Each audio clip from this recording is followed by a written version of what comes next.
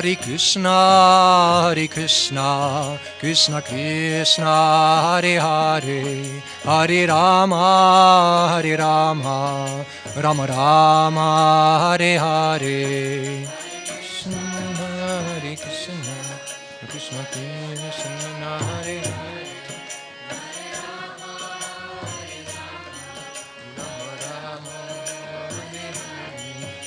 Hare Krishna, Krishna Krishna, Hare Hare, Hare Rama, Rama Rama, Hare Hare.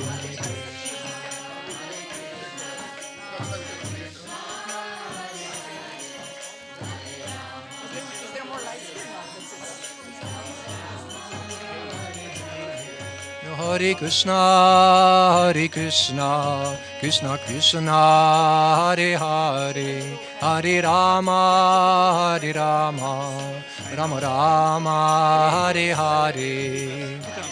Krishna, Hare Krishna, Krishna Krishna, Hare Hare.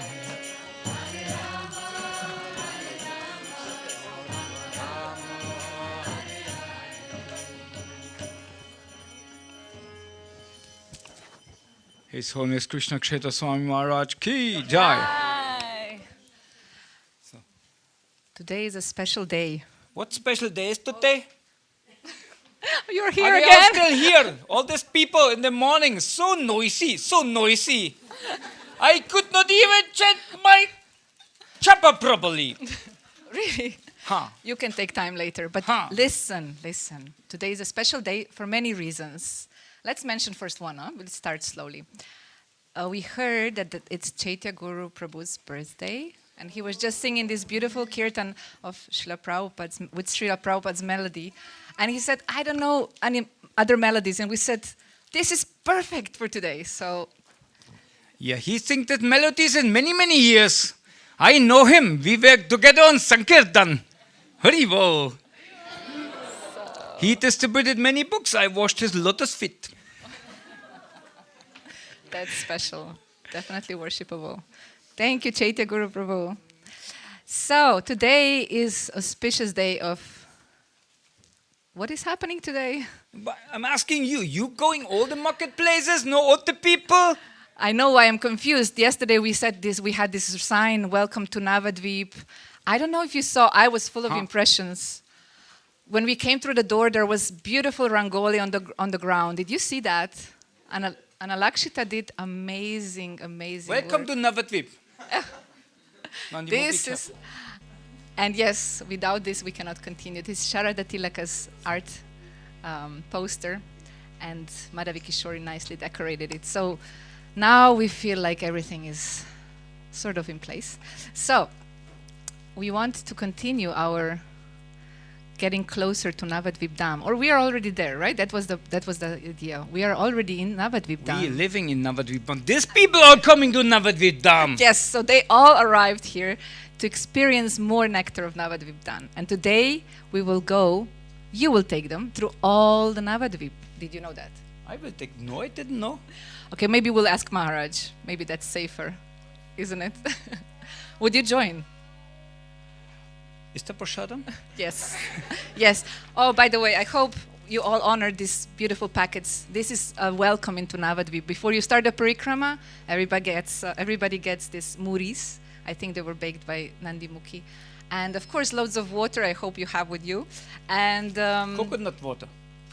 Yes, that Normally, we'll have on the way. Navadvipa parikram, coconut water. Yes, it's gonna and be... this is because when you sometimes get a little bit indigestion problem, you have this flat rice muli, very nice, no problem anymore. So Isn't it Nandi Mukhi? Yes. Thank you for saving us. This is perfect. So we will go through all Navadvipa. Yesterday, we were really warming up, remember? With all this katha, we were speaking about so many beautiful things and narrations. And remember this, I couldn't get it out of my head, this kirtan there was in between. This was so nicely manifested. When we entered the Holy Name market, this was this Charlotte. She prepared such a nice meditation on the Holy Name with the choir. Oh, I really loved that. It was really special. So, and then drama. And now we're here, starting our parikrama to Navadvipa Dham. So you mean you warmed up now? I think I am. I hope everybody else is. So, but before we start, we need to warm up more, I think. I think we need to ask Maharaj to help us get closer to Navadvipa Dham with singing a bhajan. Will we have projector? Everything, the magical light is here. We need Madai Jivan if somebody to help with that. But until we set it up, Madhavananda Prabhu also arrived. Take a seat. So we are working on a technical. I can say what's going to happen today. Maybe that's another way to start. What happened today? What will happen today? So we will start after Maharaj speaks about beloved Srila Prabhupada. We will start our meditation on all the 9 islands, or each of the 9 islands of Navadvipa Dham. So we have prepared many different dramatic readings and presentations and so on, and it's all a surprise. I think it's going to be a little improvised, but that's good, no? You don't like it? I think we have no choice. So there will be Navadvipa Parikrama. So please get ready for that. It will be very, very nectarian. And children came, please enter. And children will be also part of this program. You mean children came? Akila Prabhu came. Haribo! Haribo! Sorry. Children also. Yeah. You should enter the kingdom of God with a pure heart like children, says the Bible. My Bengali mind read Bible. I think we shouldn't forget that we wouldn't all be here if it wouldn't be for all these beautiful residents of this dham. Don't you agree with me? Rio. Like if you see all these beautiful Kṣetra Mataji always running around doing so much seva, Akila Prabhu always reminding us of Srila Prabhupada, and Govinda Prabhu and his brother Gorgor Mohan Prabhu, Gopi Gita, amazing service, always running around and serving all the devotees. That's why you maybe don't see them here, because they're serving everybody. So I think that's a very important part. Without Akila Prabhu, this dham would not exist anymore. No. He keep it up. Narahari Nandimukhi Suchita Mata Ki Jai. And Suchita always running, doing service. Akila always tried to catch her. Where's she now?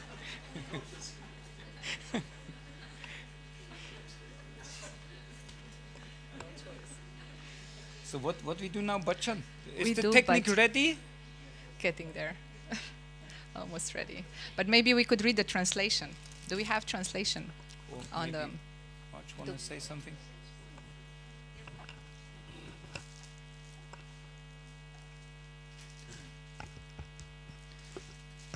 So then let us all come into the meditation of Navadvipa. We all be residents now of Navadvipa. Please go back in your mind 500 years ago and try to meditate that we are here in Navadvipa together with saintly persons and saintly sadhus, and we are very much carefully listening to what they tell us about entering the holy dham. His Holiness Kṛṣṇa Kṣetra Swami Maharaj ki Jai, Sadhu Sangha Simhachalam ki Jai, Srila Prabhupada ki Jai, Nitai Gaur Premanande. Haribo. This is a song from Srila Bhaktivinoda Thakur,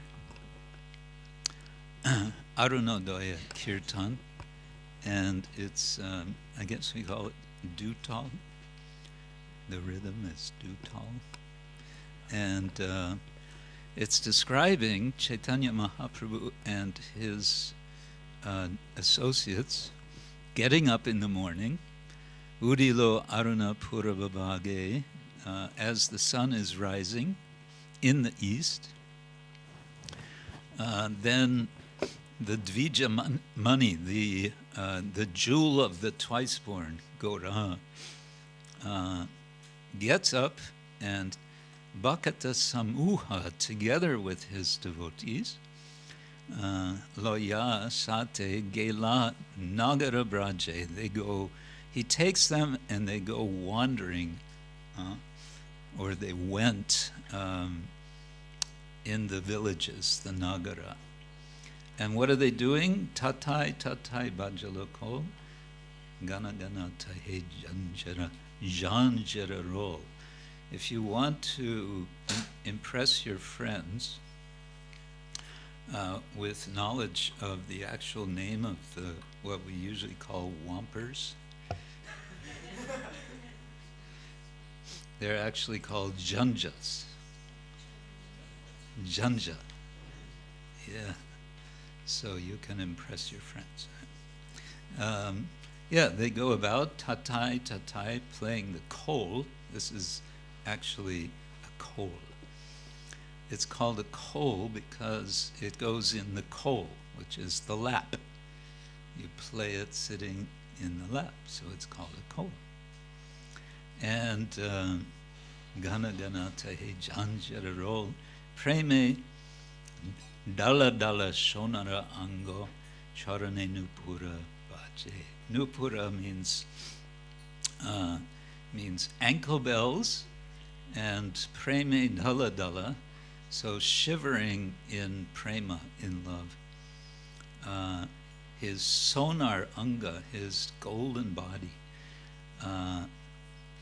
This is the vision of Lord Chaitanya as he's going with his associates. And okay, so they're doing kirtan and they're singing names of the Lord. Mukunda, Madhava, Yadava, Hari. Bolena bolore varana bori. Miche nidavase. Okay, now he starts preaching. Miche nidavase gelore rati divasa sharira saje. He's calling out to the residents of Navadvipa who are still sleeping. And he's saying, wake up! You're wasting your time. Miche. At night, you're just sleeping, and divas, during the day, what are you doing? Sharira saje. You're simply decorating your bodies. You're spending all day in front of the mirror.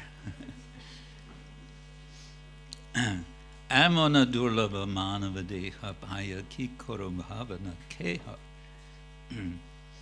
You have such a rare form of life, a human body, manava deha. And ki koro, what are you doing?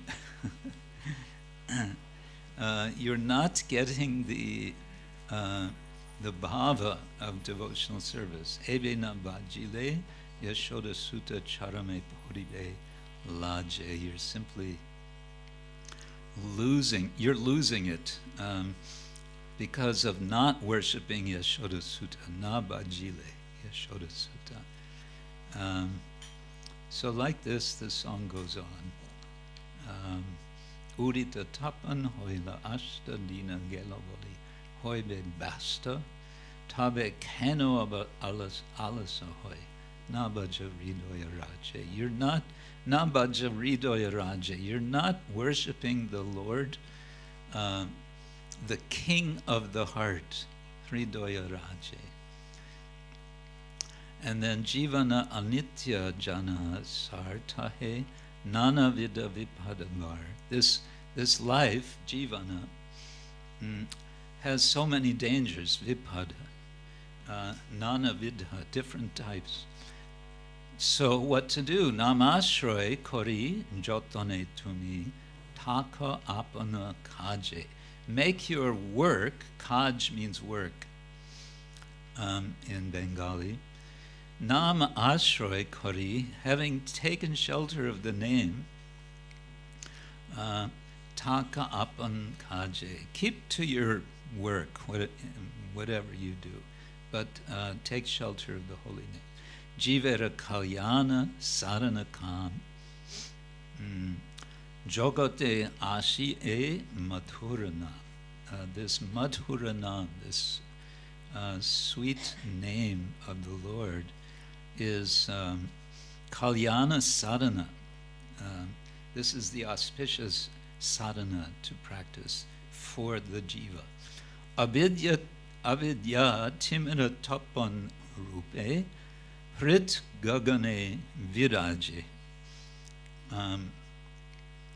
This darkness of material existence, of ignorance, avidya timara, tapan rupe, in a form which will burn that darkness away. Hrid gagane viraje, it shines, that the holy name will shine in the sky, gagana, of your heart. Such a nice image. This. And finally, Kṛṣṇa nama sudha koryabhan judao bhakati vinod pran nama bina kichu nahiko aro choda bhuvana maje.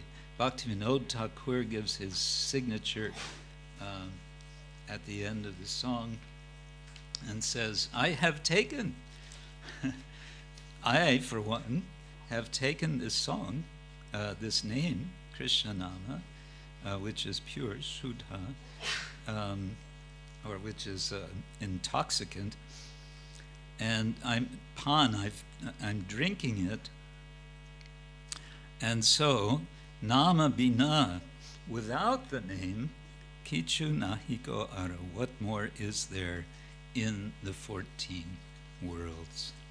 So like this, we can picture for ourselves, since we know now that we are in Navadvipa, we are with Chaitanya Mahaprabhu.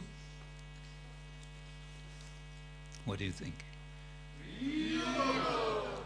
And together with Mahaprabhu, with Bhaktivinoda Thakur and Mahaprabhu, we can sing this song. So now we need the text of the song.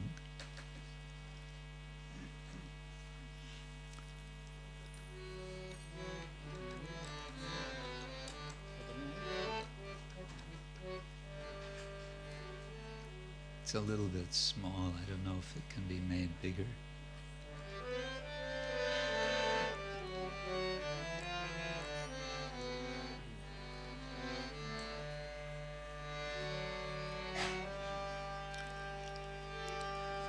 Udilo aruna purabhabage dvichamani gora amani jage. Udilo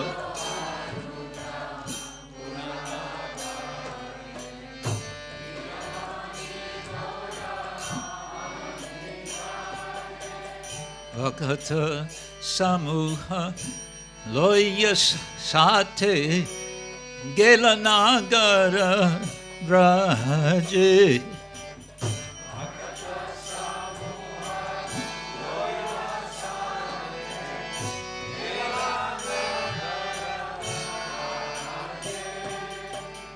Tatai, tatai, vajalako, gana gana, tahe janjeraro.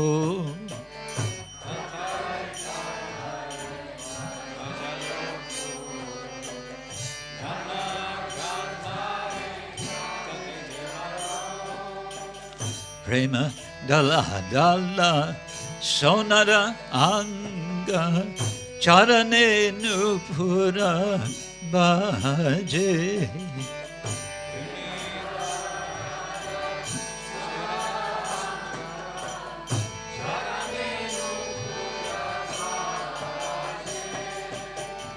Mukunda madava jadava hari bolena bolore vadana bori.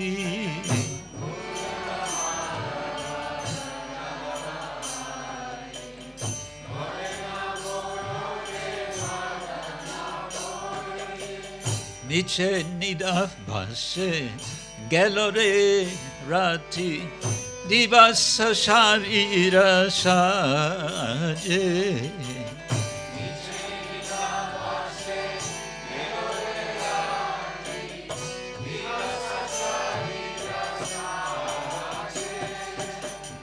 Amon adulaba manavadeha paya ki koro bhavana keha.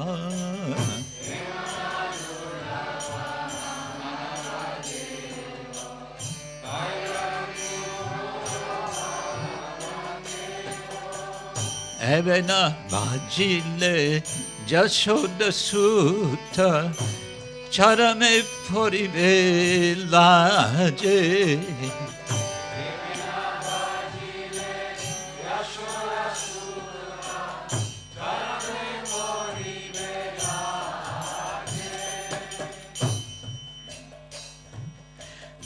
Udita Tapana Hoilo Ashta Dinagelo Boli Hoebe Basta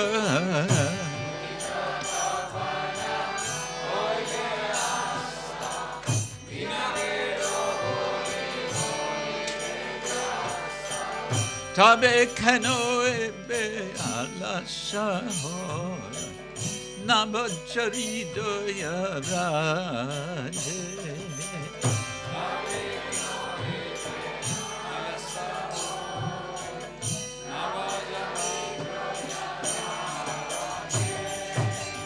Jivana Anitya Janasa Tahe Nanavida Vipadava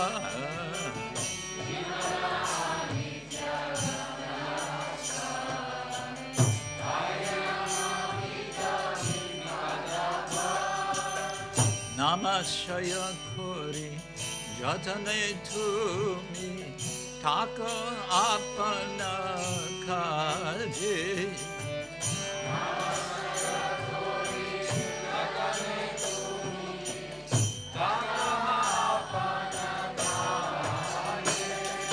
Jiva Jivera Kayana Sharanaka Jagate Ashiye Madhurana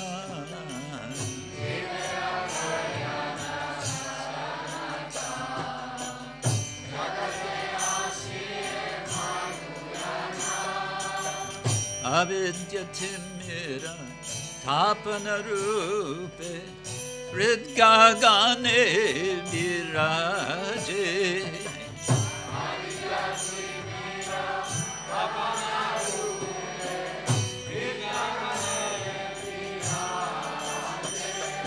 Krishna Nama Sudha Korea Pan Judao Bhakati Vinod Pran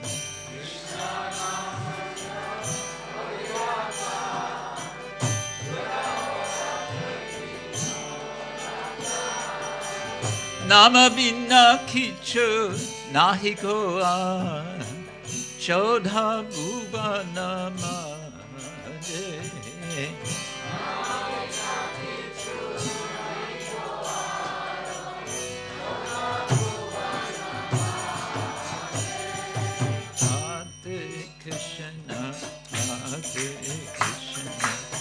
Krishna Krishna Hare Hare Hare Rama Hare Rama Rama Hare Hare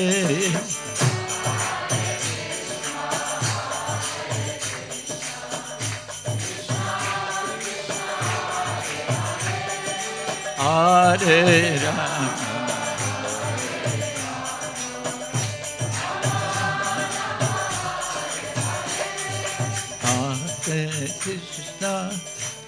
Hare Krishna, Krishna Krishna, Hare Hare, Hare Rama, Hare Rama, Rama Rama, Hare Hare.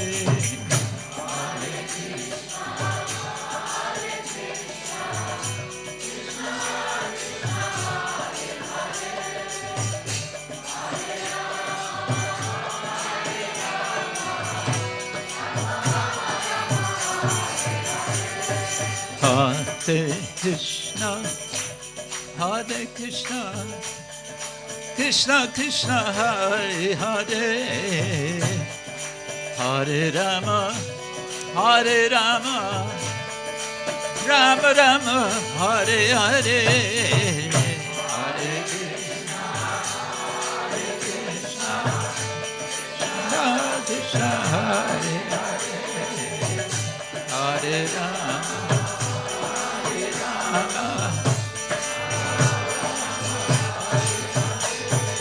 Hare Krishna, Hare Krishna, Krishna Krishna, Hare Hare,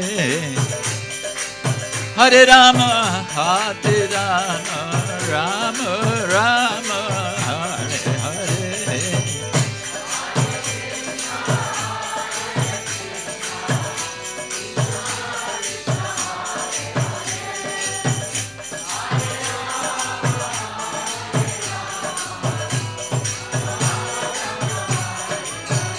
Hare Krishna, Krishna Krishna, Hare Hare, Hare Rama, Rama Rama, Rama Hare Hare.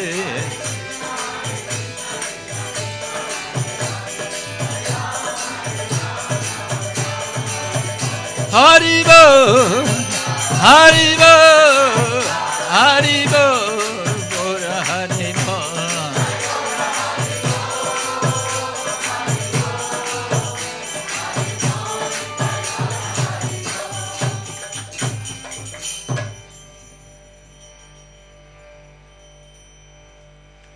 Shri Navadvipa ki jai, Srila Bhaktivinoda Thakur ki jai.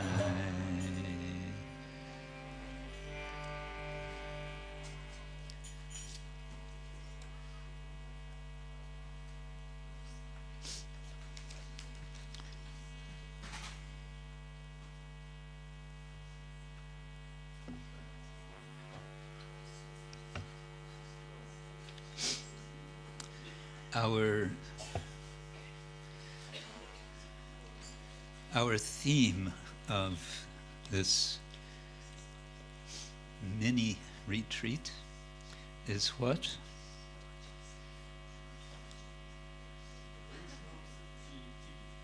Devotional creativity. Wow. So we have heard. Such is the rumor. So I want to say a few words before we proceed, beginning with, on this theme, but beginning with a reflection on Srila Prabhupada, who I would say has given us, hold on,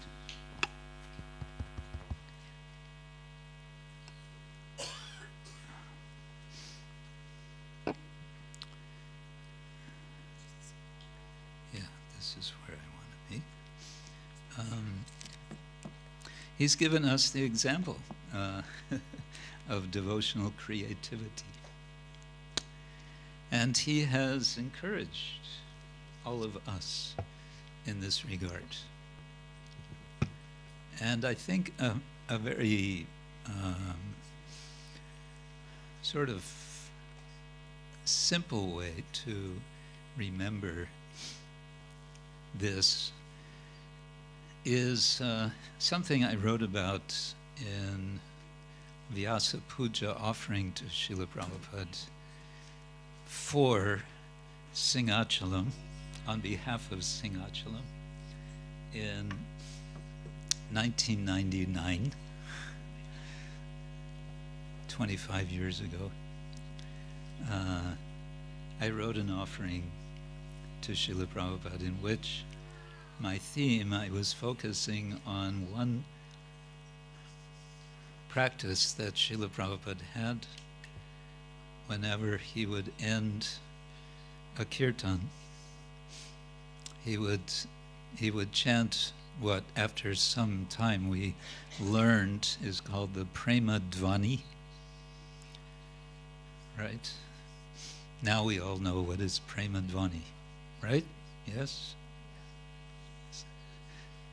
Who doesn't know what is prema dvani?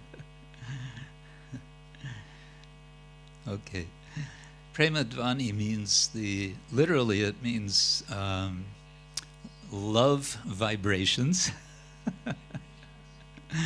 But it refers to the remembrance we have of the devotees and the Lord and the places of the Lord And the leader of the Premadvani lists all of these features, and we, the devotees, we all respond, Jai.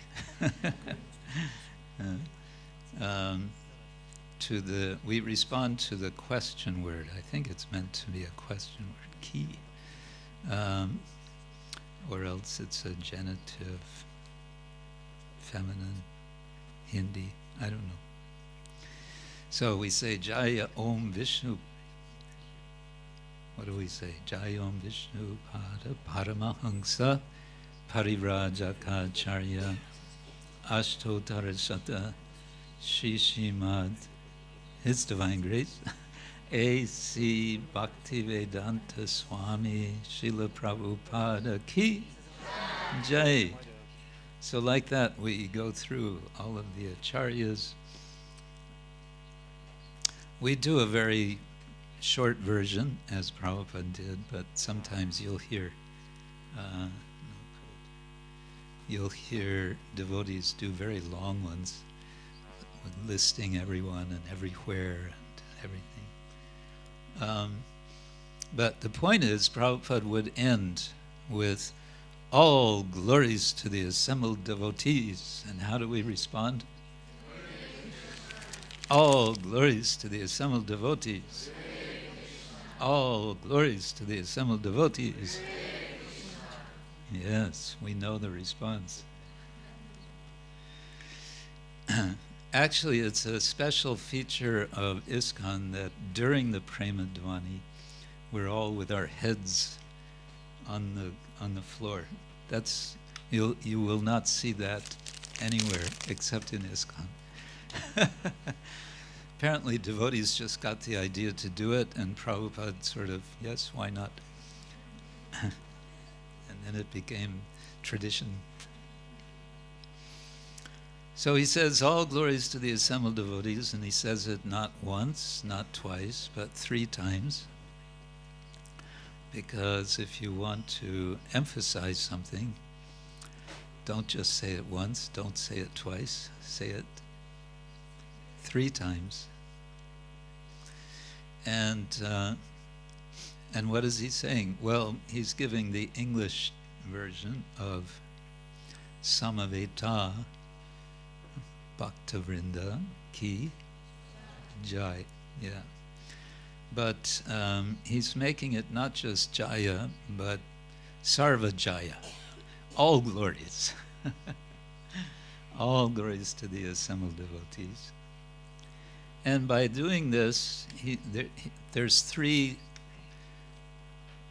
as I see it, 3 messages that he was giving by saying this to us who were and are and will be hardly something to say all glories about, but he would say all glories.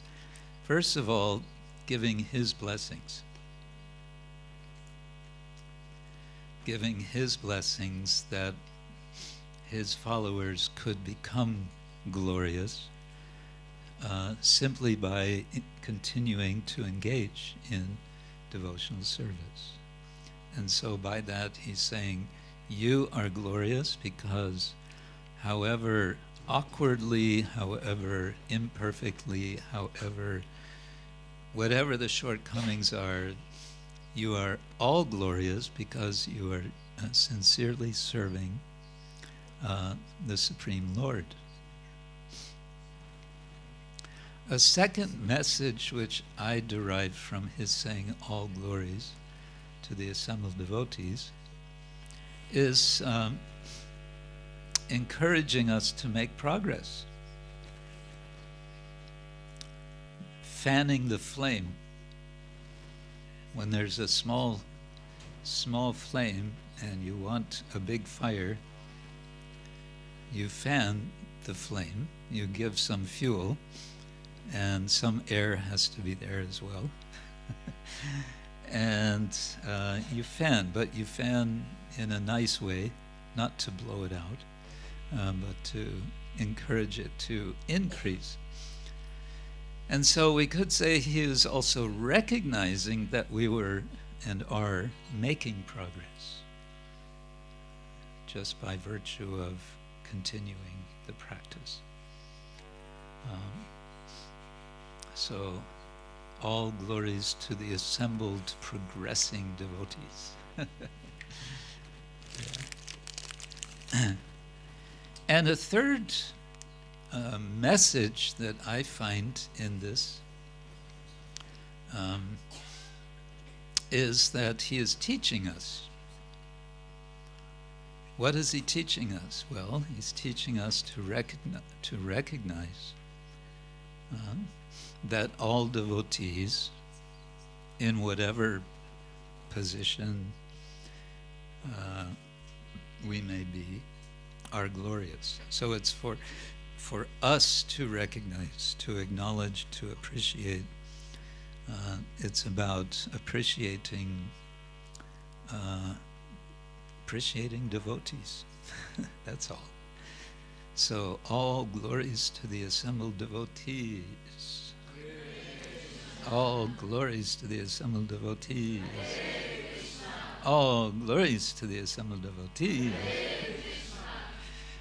And then devotees would offer obeisance to Srila Prabhupada, recognizing that he is the one who is making us glorious.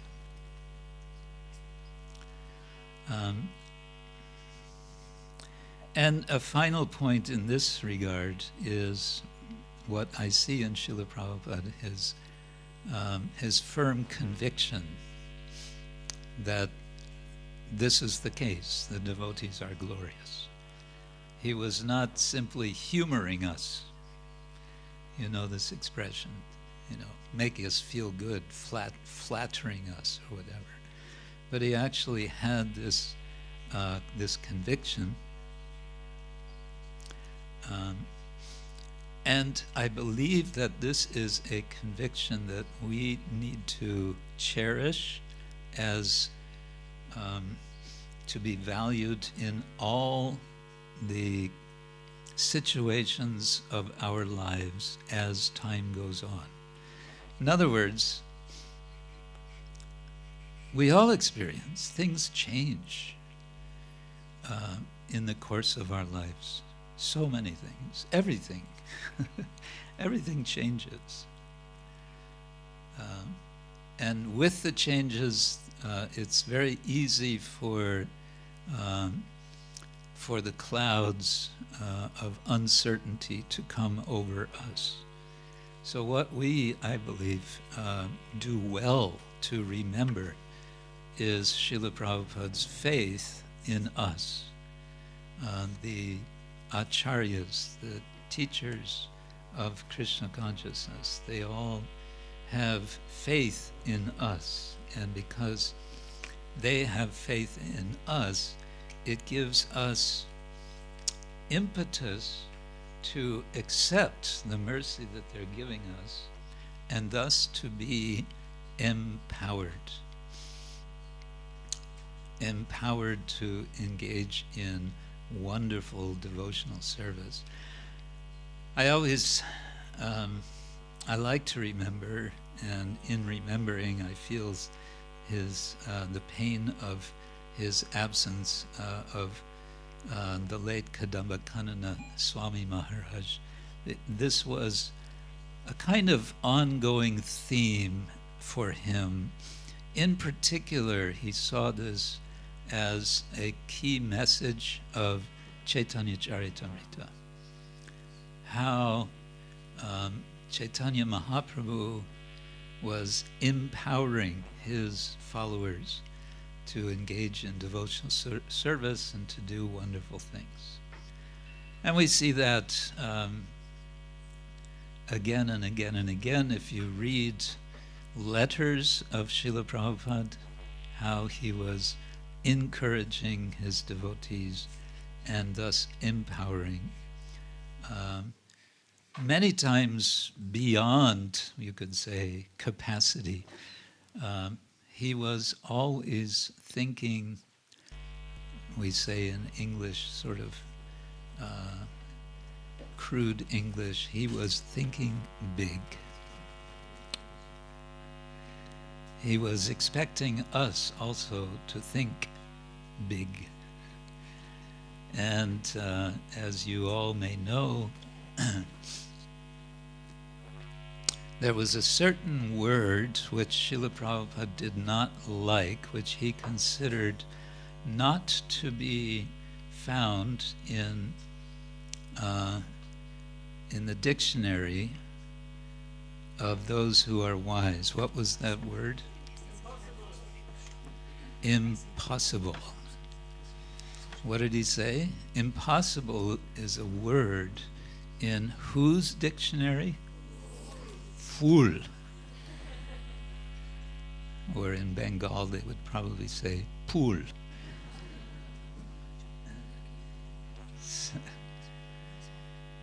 And I think this is also where the notion of creativity comes in a relevant way. That we are challenged for ourselves, personally, individually, in our own lives, and for the mission of Krishna consciousness to think, how can we stretch ourselves? And just stretching ourselves, we need to be creative. Because the tendency will be there to say, oh, that's my limit. This is my limit. I cannot do more than this. There's a word for that other than impossible. It's called apathy. Apathy's mantra is, I can't do it. And behind that is, I won't do it. There's resistance. If we had more time, I would suggest we have a little discussion on the notion of inspiration. Well, maybe we can take it for a couple of minutes. When we think about creativity, we often hear the word inspiration, inspire. Inspire, what is inspire? It's breathing in, inspiration, right? And expiration, well, the word expire, at least in English, is sometimes used. It's a kind of polite expression for someone when someone has died. We say, oh, such and such has expired. It's also a word you use when your driver's license is no longer valid. It expires, or whatever. But spire, I don't know the Latin, but it's certainly something to do with spirit. And I think we're all eager to be inspired. We would like to always feel inspired. And we sometimes ask ourselves, what can I do to feel inspired? And we have some vague ideas. But I want to ask if anyone would like to respond, what in particular is one feature of Srila Prabhupada that particularly inspires you? We all have some inspiration from Srila Prabhupada. Is there something particular about his character, about, yes, Kṛṣṇa? Caring. Recording in progress. He used to always care for his devotees and his disciples. Ramananda Gopal.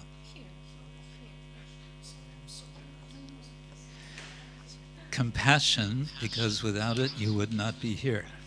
Would any of us be here? without.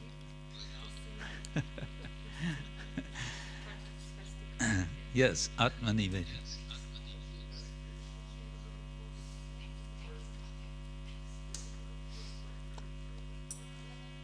Dedication to the most important thing, the most important truth, or person.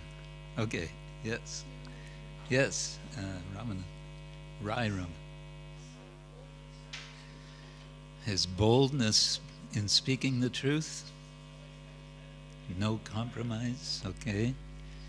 Yes, Leela.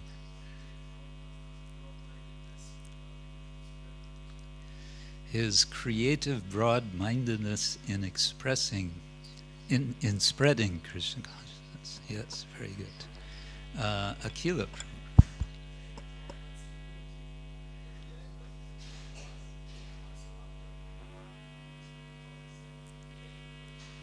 Yes, thank you for reminding us. Yes. He would say, all glories to some devotees 3 times, and then he would say, thank you very much. Yes. Yes.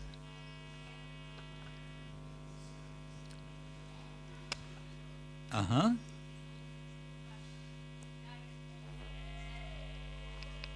By direct example, his integrity in preaching. Yes? Very nice, thank you. One time, Sachinandan Swami Maharaj made a list, which he called the Inspiration List. Would you like to hear some of this? No?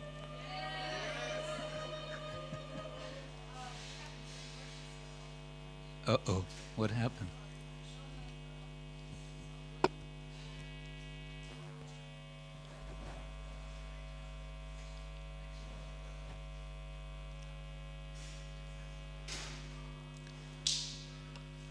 Okay.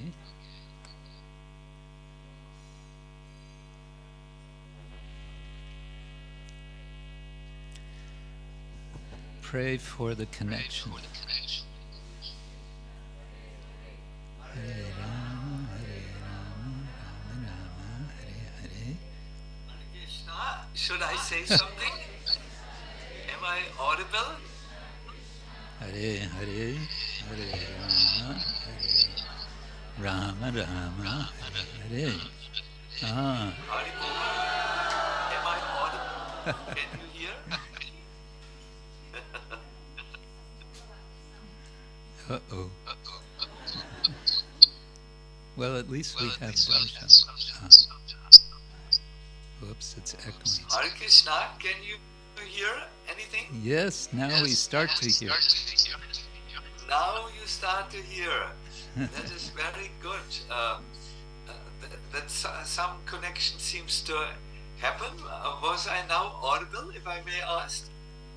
Yes, it's a little soft. We're trying to amplify it and get rid of the echo.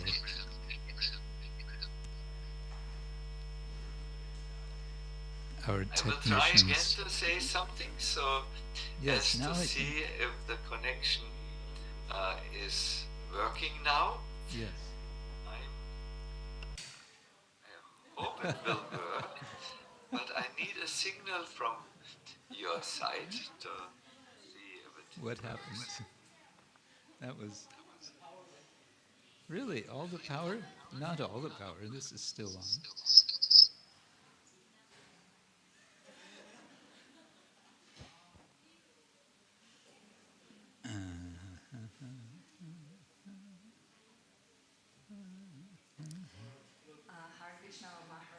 Maharaj blew the fuse. Just see the power of his speaking.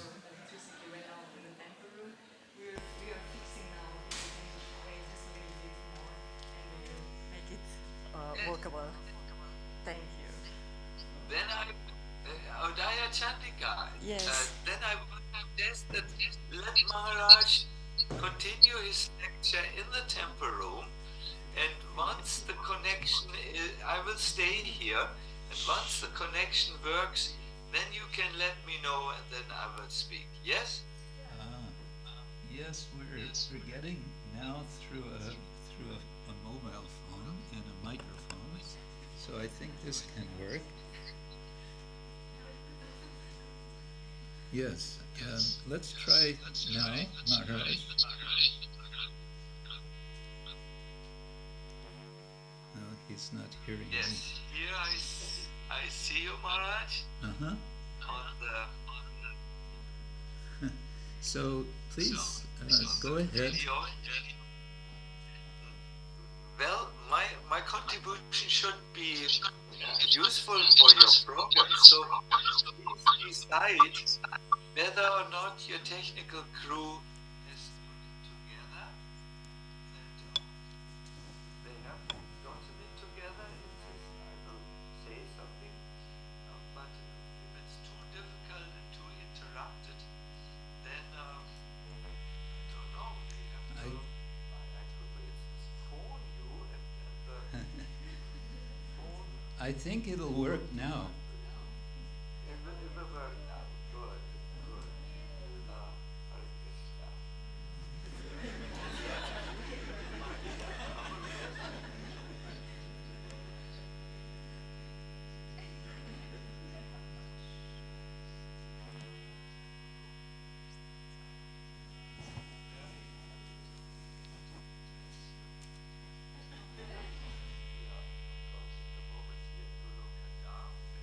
Oh, wow, so many of you are there.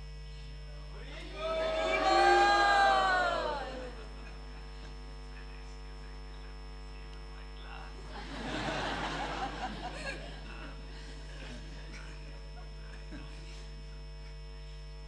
See so many devotees. So I guess I can just continue. Is this correct, Maharaj? Yes, please.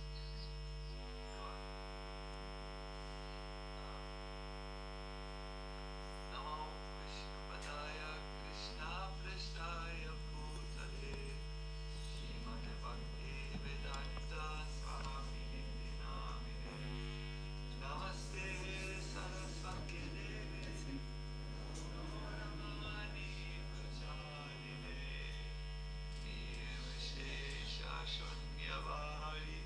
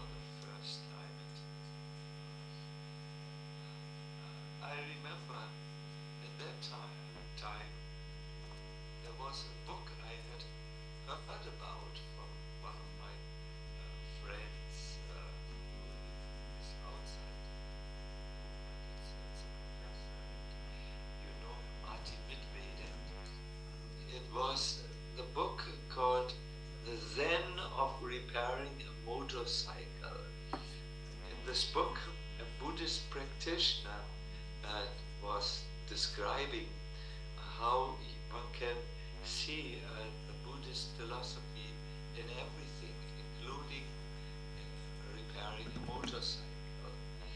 And because you were at that time not dressed like a devotee, I thought I should speak in a way that is relatable to newcomers to Krishna consciousness. And I decided to translate the basic tenet of the book Zen of Repairing Motorcycle to Krishna consciousness. And I began to explain to you that when we are wiping, when we are cleaning a temple, we can be fully Krishna conscious by focusing our mind on Krishna, and in this way, this ordinary activity of cleaning a room would become a yoga activity, activity which would raise us in higher consciousness, Krishna consciousness. That was in my mind, so I was very enthusiastic, and I began to explain. See, here I'm wiping the floor, and I'm thinking of Krishna, and this is a yoga activity now. And I think you told me later that you were impressed to see my enthusiasm. I must have also said things like, you clean the temple, you clean your art. I had said this, and I explained all this. My attempt was really to mirror this book that had gained some appreciation amongst the intellectual circles, that by doing an ordinary activity you can be in an extraordinary consciousness and bring your life to this level. This is how I met you. Now, being the person who I am, I always observed you, and I don't think you noticed it, because I try to hide when I observe someone. And the first thing I noticed is, and that was very sympathetic to me, that you wanted to really study Krishna consciousness, and you went very deep into the worship of Krishna. You became a pujari, but you were an extraordinary pujari. For instance, when no one would see, I would go to your library and look at the books. And there were many books which we would call at that time extracurricular books. Not Bhagavad Gita, Bhagavatam, but books of various types. There was one book which contained an article of the American writer Stephen King. It described what would happen when the devil comes to the planet Earth. And there was a wide range of subjects which caught your curiosity, and I thought, oh, he is so similar to me. He does not want to block out subject matters, but he wants to include it. Then I noticed that when you were singing kirtans and bhajans, you were really singing them in a very special style. It had a few musical elements in it. For instance, the jazz element, which I recognized. And I thought again, now here's someone who does not want to do spiritual bypassing, that is, ignore a large part of his culture background in the name of spirituality, and later have a lot of difficulties, because that which you don't look at, what you don't purify, it will stay with you. So I noticed that, of course, but I noticed also whenever I try to speak about you were in your own mind sense, and you wouldn't talk about it. And I tried to drill and in our discussions, but you were not talking about it so publicly. Then I noticed you were doing a retreat on play and Krishna consciousness, and I was of course curious why this, what is the idea, and I tried to find it out in a discussion with you, but you would not enter this discussion. But I didn't stop observing, of course, and I saw, yes, creativity is very important to you. You have encouraged your disciples to make articles in books where they reflect about the Bhagavatam. One book was called Godrumadvipa, and so on and so forth. And I always saw you deeply reflect about things, and you want us to reflect about these subjects, and you wanted to also push us into the realm of creativity, because you feel in the creativity realm we are in a space where we have to go beyond our limit and do something beyond that limit. In Switzerland, you announced your seminar. If you never think that you would like to act, perhaps that's the reason why you should act in a drama, because it will help you to widen your scope and so on. So in my investigations, looking closely, I found out two things. You yourself believe in the authentic path of Krishna consciousness. That means your particular path where you are expressing your devotion in your way to Krishna, and you want others to find their authentic path in Krishna consciousness, and you use tools like creative writing, creative, Switzerland acting, because your purpose is clear. You want those who you are in contact with or come in contact with to find their path, because perhaps you have seen that if we imitate the path of someone else, nothing good will come out of it. And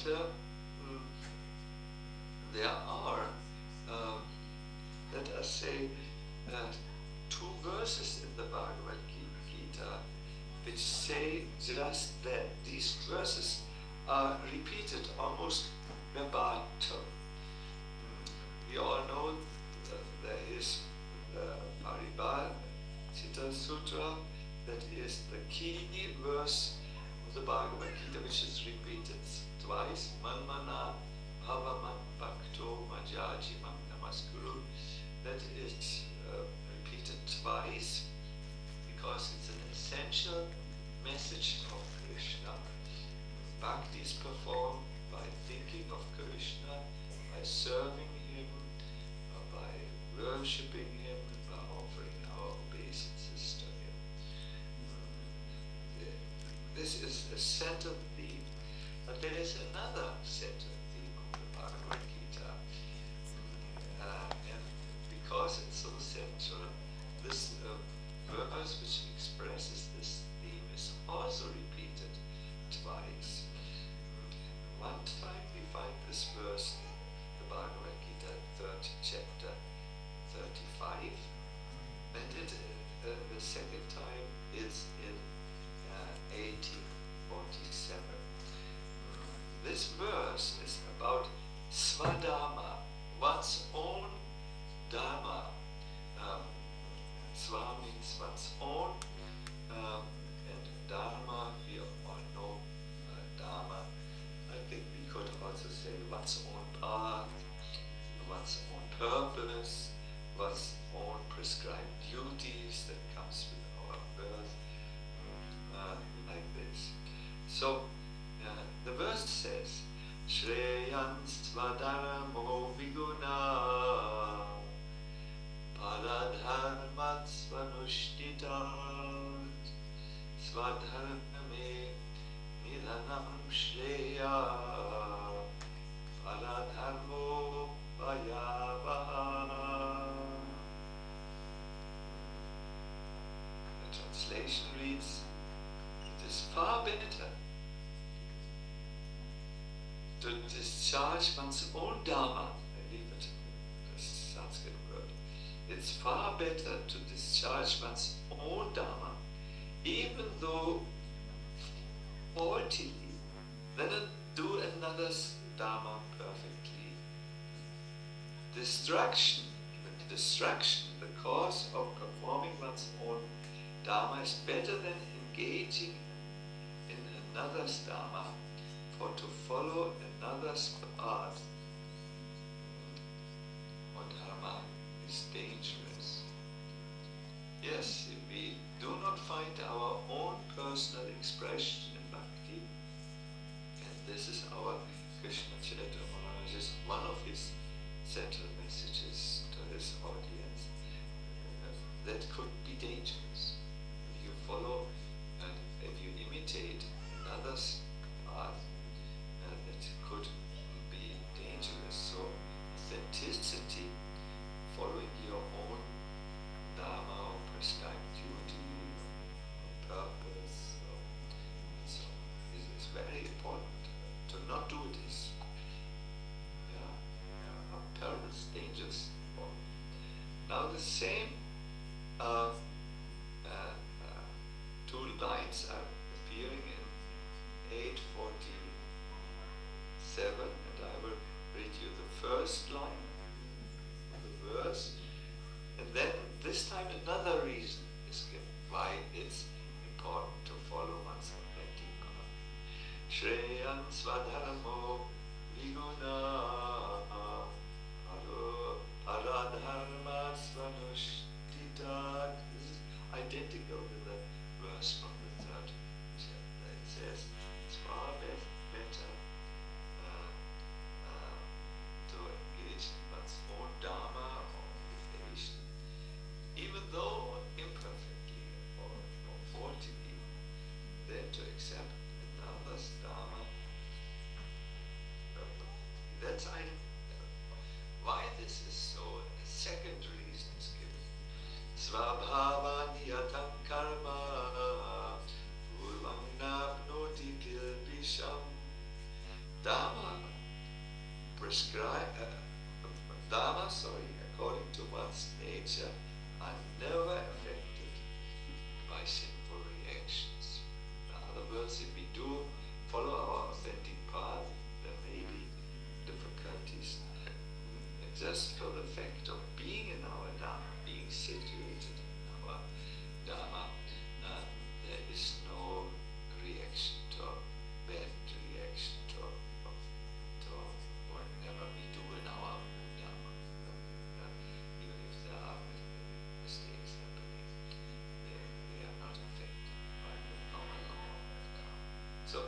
So this is what I have seen from the very beginning in your spiritual life up to the last time I met you in Switzerland, that when you were coming and our contact started, you were very interested in this point of doing your ordinary things in relationship to Kṛṣṇa, even if it's wiping a floor,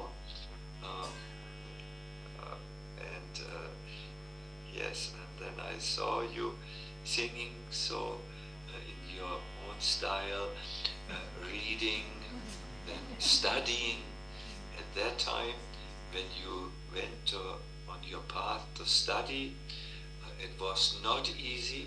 You were one of the first devotees in our ISKCON movement who studied outside, and at that time our movement was perhaps a little bit closed, perhaps. So it was, you needed to do it all alone. I remember I heard that when you went to the first university, perhaps the Berkeley University, you stayed in a camper on some parking place, and it was a lonely path in the beginning. Nowadays, one is glorious, takes the academic path. It is a very reputed, very well recognized path in our movement. But at that time it was a pioneer path. But it was your path, and therefore you followed it nicely and became very successful. Don't know if any one of you knows Kṛṣṇa Maharaj's very excellent lectures, and also his Bhagavad Gita summary is printed in Chinese by the Chinese government, who are a little hesitant to print and endorse spiritual culture, especially from other non-Chinese backgrounds. Yes, so this you follow your authentic path, you have seen your Swadharma, and you want your those you come in contact with, your disciples, friends, well-wishers, and the many people you meet in the outreach programs which you do in the university or the various preaching programs, to make them think. You want that they think, so that they find their own Dharma. I will close now. I'm personally very, very honored and happy to be connected with you and be called by you your friend. And I feel the same. That is, in this world we need like-minded people. I know we are not in all areas like-minded, but when it comes to finding one's authentic path, we are very like-minded. And I wish you all the best. I wish you many years amongst us, where you can continue with your own creativity, your own inner wealth of Krishna consciousness, and share this with you. And I wish you a good wind from behind, that your boat is always moving forward over the ocean of samsara, the boat of the wind of Krishna's mercy. And I wish you the mercy of Srila Prabhupada also to always guide your intellect and your various inclinations in that direction of our Lord Shri Krishna. And that is all I want to say, because I don't want to take the time. It would be much better for me to be present with all of you in Singhachalam, but I'm very sorry. We have this big festival here, and therefore I had agreed to come to this festival first, so I had to keep it. But maybe soon there are UFOs, and then one can travel very fastly. May I just ask you a question, Kṛṣṇa Maharaj? You can ask, but I don't know if I have an answer. I can't hear you. Perhaps you are muted. Yes, you need to unmute. Yes, now. I'm just so curious. There is one devotee resting in a hanging mat.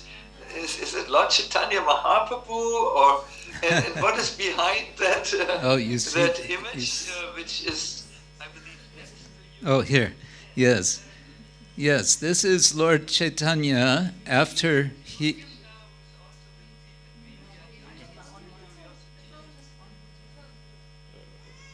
Can you hear me now? No. I'm sorry, Oh. you are still muted. Can you hear me now? Let You're her still take it. muted.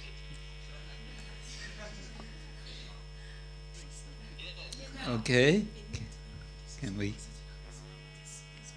I know. Can you hear me now? Very well. Okay. Very well. Good. Yes, this painting is one of several that we have decorating the temple now in the same style, done by Kaveri Devi Dasi, who is living in Boston, and she has kindly prepared these for this event.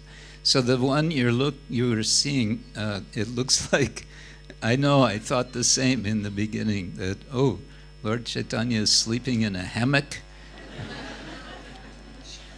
But then I realized, no, it's Lord Chaitanya being taken by, by a fisherman out of the ocean after he has been diving into the ocean in his state of complete devotional madness. So here he is being taken out of the sea, and he's in this state of, apparent unconsciousness, but actually he is in the deepest consciousness of Krishna. So, but thank you, Maharaj, so much for your kind words. I just want to say how indebted I am to you. You spoke of the floor washing at Rohrbacher Straße 31. And I also have vivid memory of this. For me, what struck me was not just your enthusiasm in floor washing, but it seemed like you were really having fun. You were having fun washing Krishna's floor. And I thought, wow, I have to learn this mood. So I'm still learning.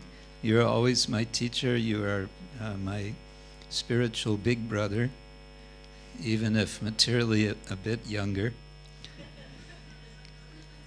And you mentioned that you made investigation of me. That got me a little bit scared.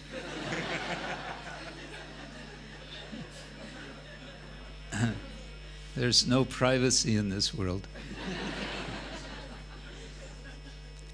But I wanted to take this opportunity to also thank you for giving me the shelter of the sannyas ashram 10 years ago, from a couple of days from now. And but that was a kind of formality, I know, and it's the substance that's behind it.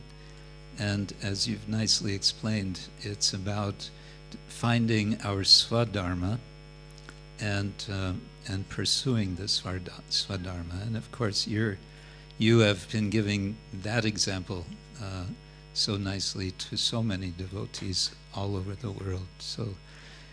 So, devotees present, what do you say?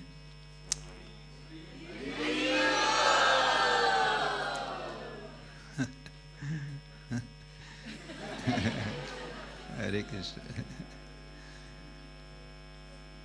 Okay. Slowly. Yeah. Okay.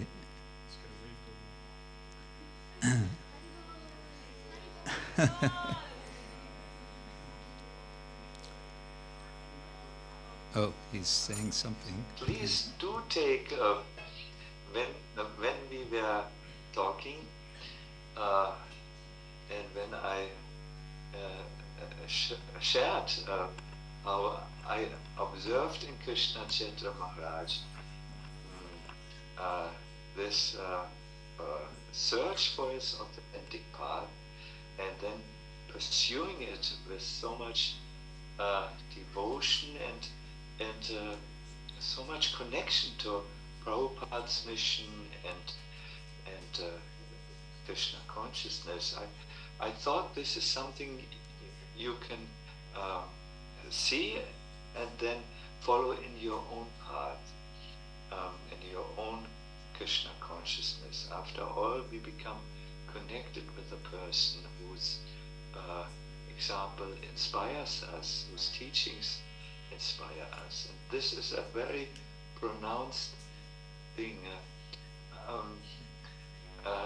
Yes, I'm observing as good as I can. I'm very faulty, of course, but I'm observing as a friend. A friend wants to understand the other friend, not to. It's not. When we hear someone observes us, we are scared because often we are not sure what are the motivations of this. No, I knew your motivations are good. I was just joking. Yes. So I found this very, very important, glowing example, and how you are wanting others to follow that as well. And yes, and I can only encourage all of us to do this. Yes. Good.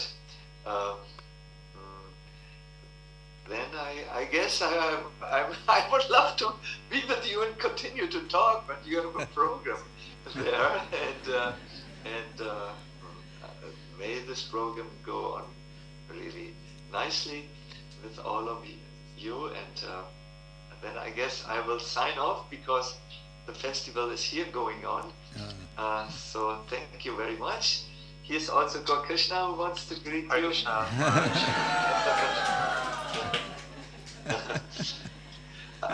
I'm always joking. I'm in the Kṛṣṇa Bhajan band. Yes. Hare Krishna. Haribol.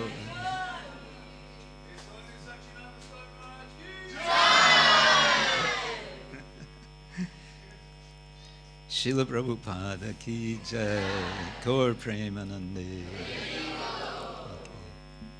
So I know we're running a little late from our schedule, but I want to take a couple of minutes. What's happening? Maybe we can turn this off now?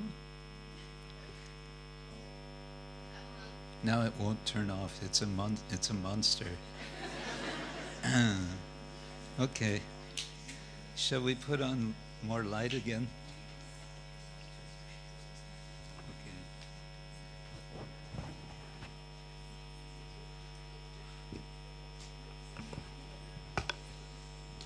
Okay. Hare Krishna. So was that nice thing to have such Nana Maharaj up here?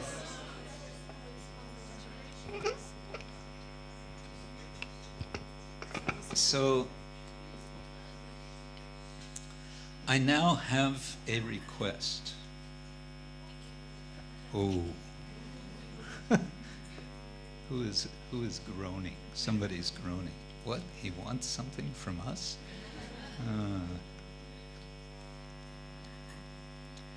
So we're on this theme of creativity, and we're, as Satchidananda Maharaj put it so nicely, in terms of the Gita, in terms of Svadharma, in terms of finding ourselves, expressing ourselves. And there's an expression, there's an expression used in writing called finding your voice. Finding your voice. So, as some of you know already, but maybe not all of you, I'm just making a general invitation. As you know, some of us, as Maharaj mentioned, we've been encouraging devotees to write reflections. And we've had reflections on first canto Bhagavatam, that's published. We have reflections on second canto Bhagavatam, that's published. Which canto comes after second canto? 1, 2, 3. That's brilliant. So third canto is coming up, and you're invited to write for the third canto reflections. Now, I have a suggestion how to do this. Do you want to hear my suggestion? Yes. No? Yes. No? Okay. Make a team, yourself and one other person, maybe 2 other persons, and make a plan to meet either in person or online sometime in the next week, and chalk out a plan of how you are together going to inspire each other and maybe churn ideas together for writing something based on something from the third canto Bhagavatam. Some of you are looking at me like,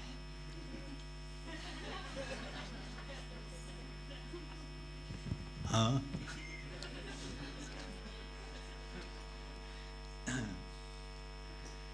So the idea is you could write something together so that it's 2 of you writing one piece, but you can also write your own piece and share with each other drafts. You know what a draft is?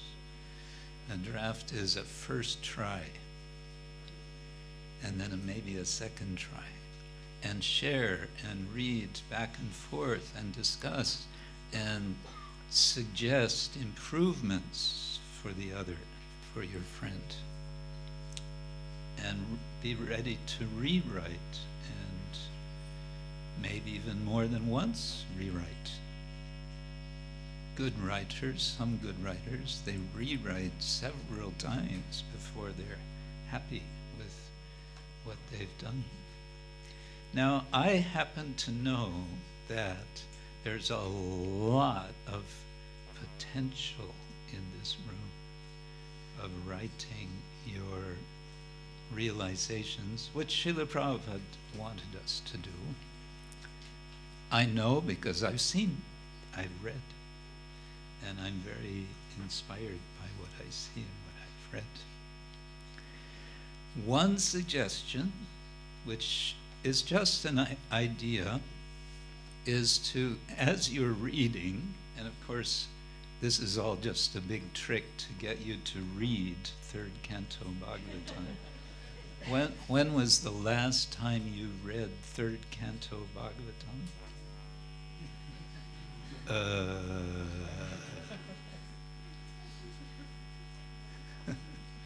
So one suggestion is make some connection between something in the third canto and something in Chaitanya Charitamrita.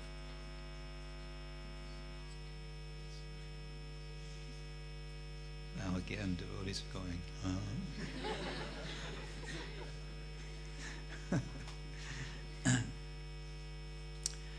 But again, keep in mind, you're not only parroting what's already there, what we can read ourselves. You are bringing yourself into what you are writing, one way or another. That doesn't mean every sentence should start with I. I read this, and then I thought this, and I felt like this, and then I thought, and then I read, and then I thought, and then I felt, I.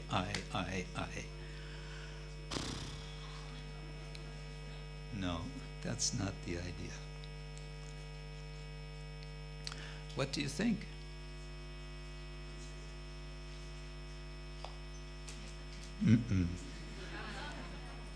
Some are going, not me, count me out.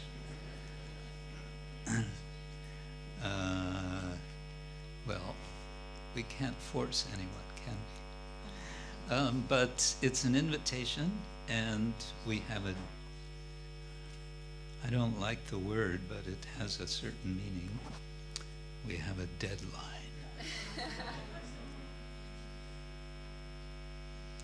The deadline is Christmas this year. That's basically 4 months, 12 weeks. That's a lot of time to write less than 1,200 words. Maximum 1,200. That's maximum, not minimum. Maximum. Minimum is a haiku verse. But if it's haiku, it better be good haiku. Haiku has, 5 syllables, 7 syllables, again 5 syllables, something like that. And of course there's so many genres you can choose from. So now you may be thinking, and I understand, you want me to write in English? No way.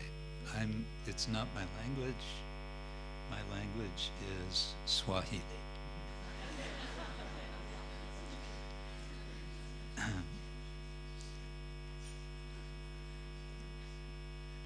No, you can write in your own language, but please find someone who can then translate it into nice English. Because we want to make a book, as we've done before. We are going to be somewhat selective, which is simply to encourage you to write well. So we may not include all that devotees write into the book, but what should be the main purpose of writing?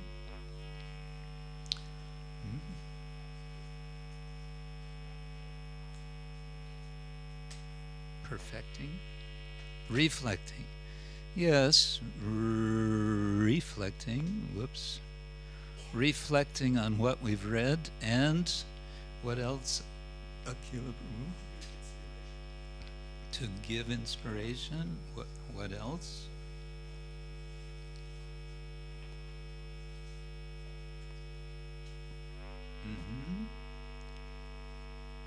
Okay, what else? Yes, Ramanand. To read third canto, yes. What else? Ooh. To expand the Bhagavatam, okay, yes. Gopi-Vita. To be creative, okay, yes. Yes, Atma.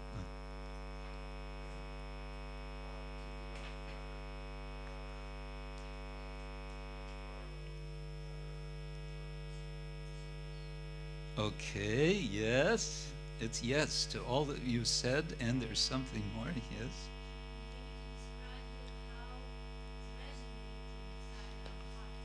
Okay, very good. Resonance, yes. Anastasia.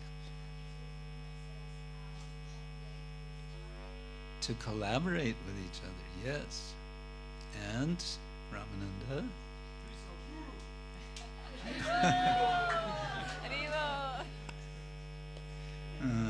Okay. And Rajali. To meditate upon with the Lord. Okay, yes, Priyasaki. To extend the Kṛṣṇa Katha. Yes, yes, Anandita Rama. Huh? To be authentic. Very good. And Ratna. For the benefit of others. Yes. And Mansuka. Make connection to the scripture. Yes. And not the Vrindavan. To serve Krishna. Yes. And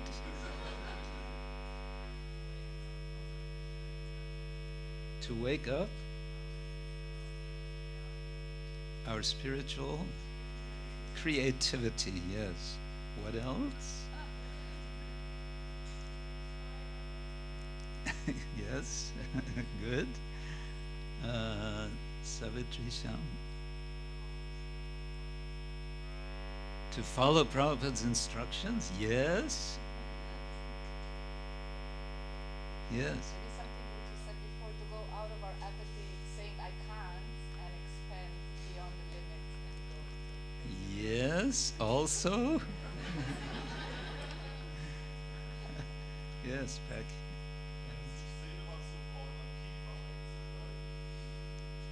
Tiefer einzusteigen, to go deeper. Yes. Yes, I don't see who is there. Yes, Charlotte. To glorify the Bhagavatam. Okay, we're getting a lot of reasons. We're not getting the one I'm thinking of. Yes. To have fun with the devotees. Yes, why not? Yes, Martina.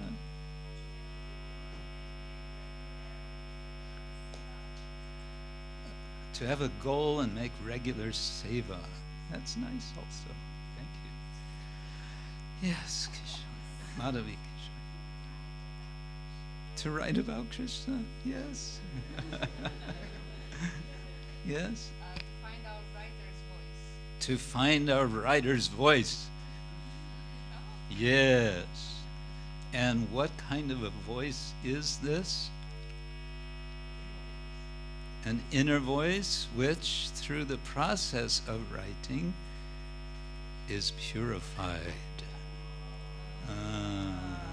Self-purification. Ki Jai. As I remember, Srila Prabhupada said, write for your self-purification. Right, we've gone over the scheduled time for me to talk. So my apologies to all of you who are planning everything. It's okay. Hare Krishna. Srila Prabhupada ki Jai. Hare Krishna. Ramananda, where are you? Come. I think we have to collect our thoughts. This was sort of a miracle. I don't know if you've noticed, but we have no connection to actually establishing a connection and having Sachinandana Swami in our retreat. And I'm sorry, Guru Maharaj, if we scared you with emergency call.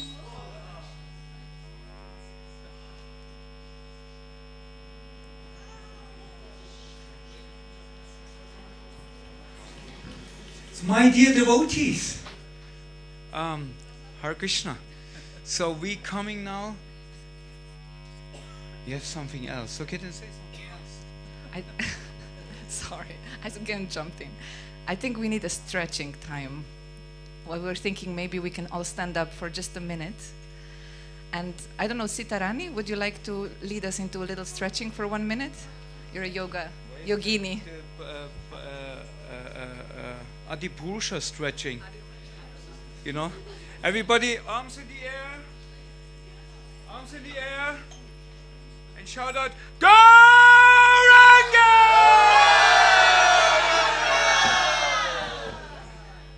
Yeah, that was the Adipurusha stretching.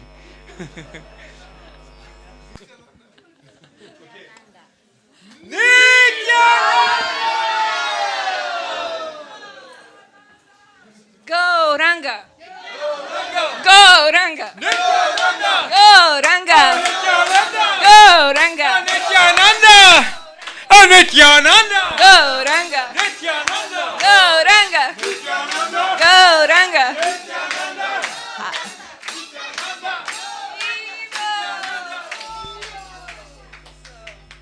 Hey, I think we need the lights back.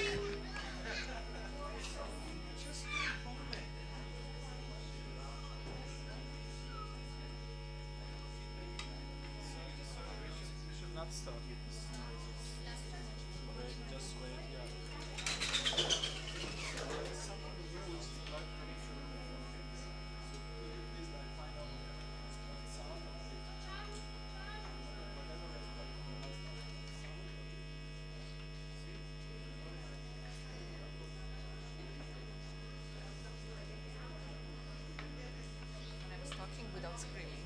It's something last. It's on. Okay, so everybody can please find your seats. Okay.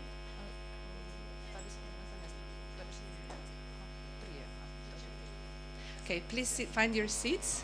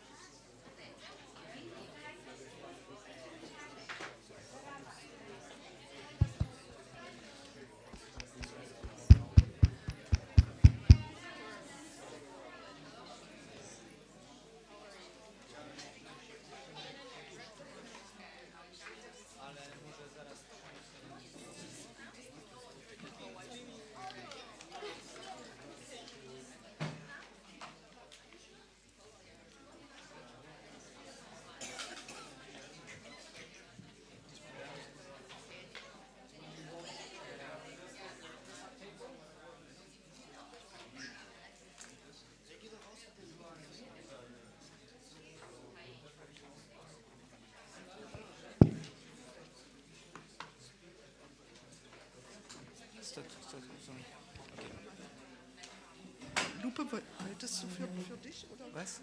Die Lupe hat Jetzt für Munindra. Okay.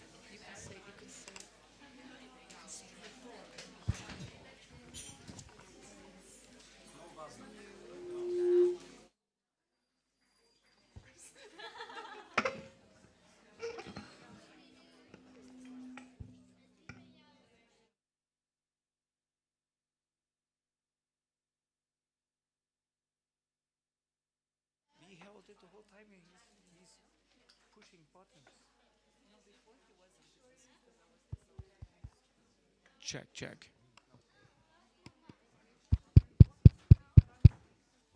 Okay, Hare Krishna devotees, please all come back. Oh, Gayatri.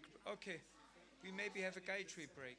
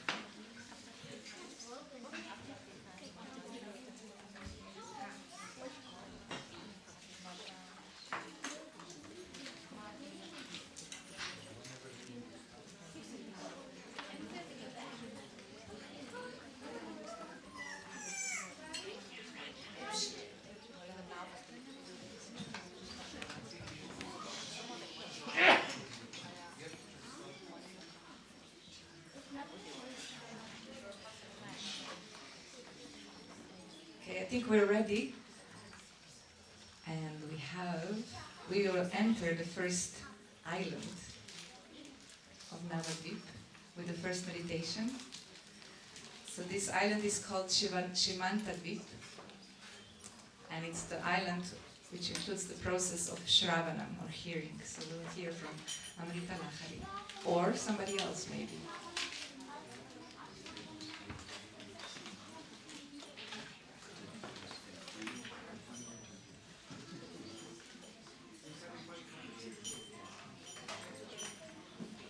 Please come, devotees, quickly, quickly. Come inside. Sit down.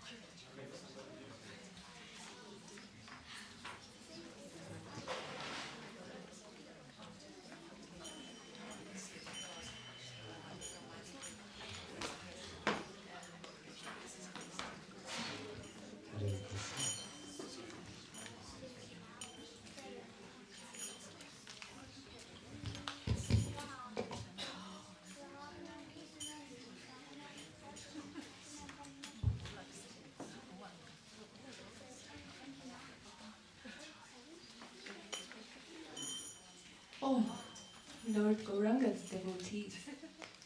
So nice you are here. Have I ever told you how one of these times my husband fell into ecstasy?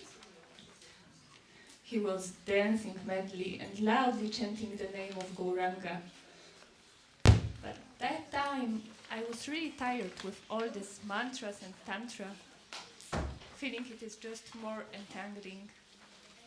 But that name, it felt different. I was listening to him chanting, and I could really feel that my heart was melting, just by hearing. So I asked him, who is Gauranga? And he told me that Kṛṣṇa himself will descend in the Kali Yuga, taking the emotions of Sri Radha, and he will be known by this name. Intoxicated with kirtan, and the Lord will distribute the jewel of Prema to everyone, without discrimination. My husband told me that he is giving up his own city of Kashi, and he's going to live in a hut in Mayapur to worship the Golden Lord. So I came here too. I was meditating on the form of Lord Gauranga, and I was chanting his names. My heart was changing, and after some time, the Lord appeared before me. He had a molten gold complexion, long arms, beautiful hair, with long dhoti and a garland. He looked at me with such love and asked, "Oh Parvati, why have you come here?" I fell at his feet and couldn't really compose myself. I told him everything, what was bothering me so much, how he deceived me, giving me this most ungrateful service of binding the living entities in the material world. I have come here to do this service, being forced to always remain outside of his spiritual realm. Everyone knows that wherever there is Kṛṣṇa, there is no Maya. I was so devastated, and so I asked him, how will I ever see your pastimes, O Lord of the universe? I knew that if he does not offer me a way, there is no other hope for me. And so I took the dust from his lotus feet, and I have put it on my Simanta. The Lord was so merciful for me, being so comforting and encouraging. He assured me that I am actually never separate from him, that I am the expansion of Sri Radha herself, that without the role which I am now playing, his pastime couldn't go on. Oh, It is definitely not an easy or pleasant service to keep all these jivas covered by illusion. But it's all for my Lord. In Vrajadam, I serve him eternally as Purnamasi, and in Navadvipa, I am Prodhamaya, serving the Lord along with my husband, Kṣetra Shiva, who is the guardian of the dam. I am also here, in Simantadvipa, meditating eternally on Gauranga, and as Rajpur temple is right here, I am nearby the Lord of the universe also.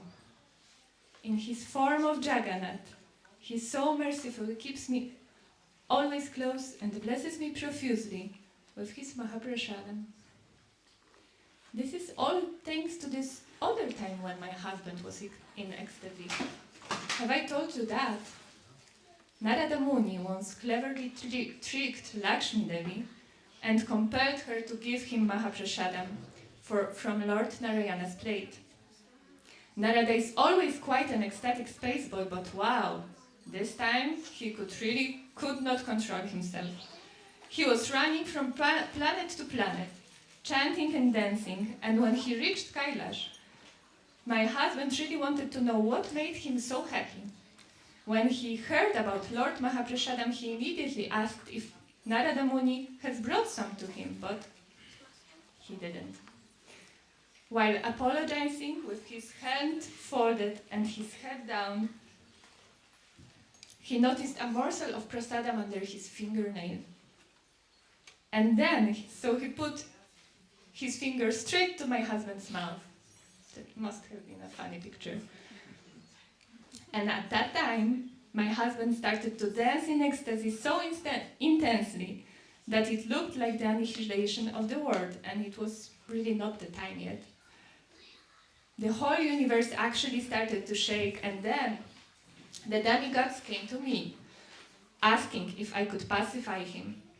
But, what could a wife do in such a situation? Well, I came to him and I asked him humbly what caused such ecstasy. When he told me that he received the Lord's Mahaprasadam, I immediately asked him if he had some for me. And he was just silent. Oh my, did I get furious? His dance was disturbing, but my anger was on a whole another level. The entire universe started to burn, actually. Demigods didn't know how to pacify me, so they went straight to the Lord. And he came personally, flying on his Garuda. I immediately offered him my obeisances, and he promised that from now on, he will always give me as much Mahaprasadam as I want. And if I could just subdue my anger. But then I felt actually that I wasn't fully satisfied with this blessing. Feeling this huge sorrow of being deprived of Lord's mercy, I really didn't want any of my children to feel the same way. So I asked him if he could arrange a way for all the living beings, even the dogs, to have his Mahaprasadam. And then he promised me that I will reside right next to him in Nilachaladam. There I received all his Mahaprasadam and share it profusely with everyone around. My husband, on the other hand, as a punishment for not sharing the Lord's mercy with me, resides outside of the courtyard. This place here is none other than Jagannath Puri. You know? The Lord of the universe appeared here because of the great love to his devotee who lived nearby and who couldn't go to Puri. Here I also happily honor whatever the Lord of the universe has tasted, and I love to share this mercy with others. What could be more satisfying for the heart than sharing the Lord's mercy? So please, absorb yourself in the mood of Simantadvipa. Just immerse yourself in hearing and take and share as much prasadam as you can. Gauranga! Gauranga!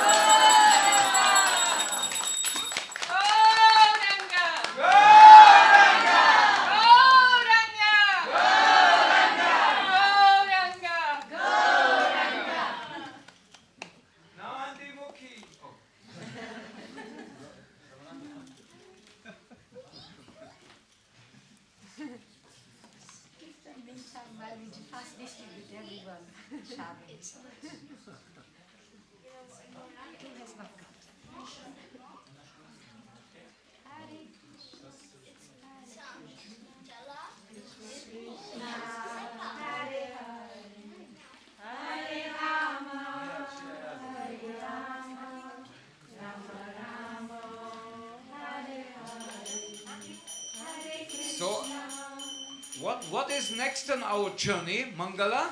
Where we go next? That was quite filling here on this island. Now, where do we go? So the next island is Godrumadvipa. And we have a special surprise with our little ones, or big ones, with our youngest ones, and they're waiting already very, very eagerly. So before they start, they will need a little time to prepare. We have a dialogue of two. You'll see it's a surprise, but it's a dialogue to describe what's happening in Godrumadvipa.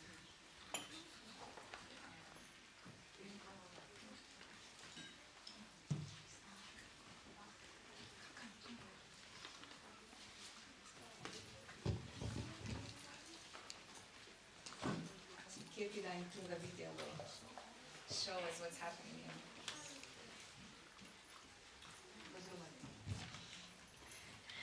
Hare Krishna. Godrumadvipa represents the devotional process of kirtanam. The Skanda Puran states that those excellent persons who live on this dweep are liberated from all sin and attain the supreme abode. That's great news! I hope we can visit Godrumadvipa in February next year with our dear Maharaj and pray for liberation from our sins. Actually, there is a story of Shukadeva Goswami that I find very sweet.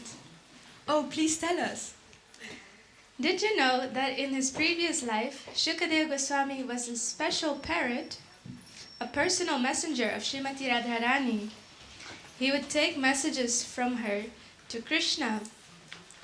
And when the time came for Srimati Radharani to leave this world, she told Shuka to stay here. But Shuka didn't want to without Srimati Radharani. It was too painful for him. Then Shri Radha told him that whenever the transcendental pastimes of Kṛṣṇa are told, he will not feel separation from her. So Shuka was looking for the places on this earth, the places where Kṛṣṇa Katha was going on.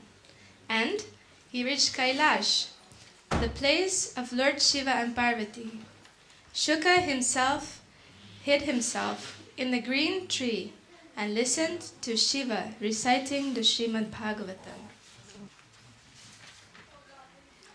Lord Shiva was completely absorbed in reciting of the Srimad Bhagavatam, and Parvati was listening to him very carefully, saying,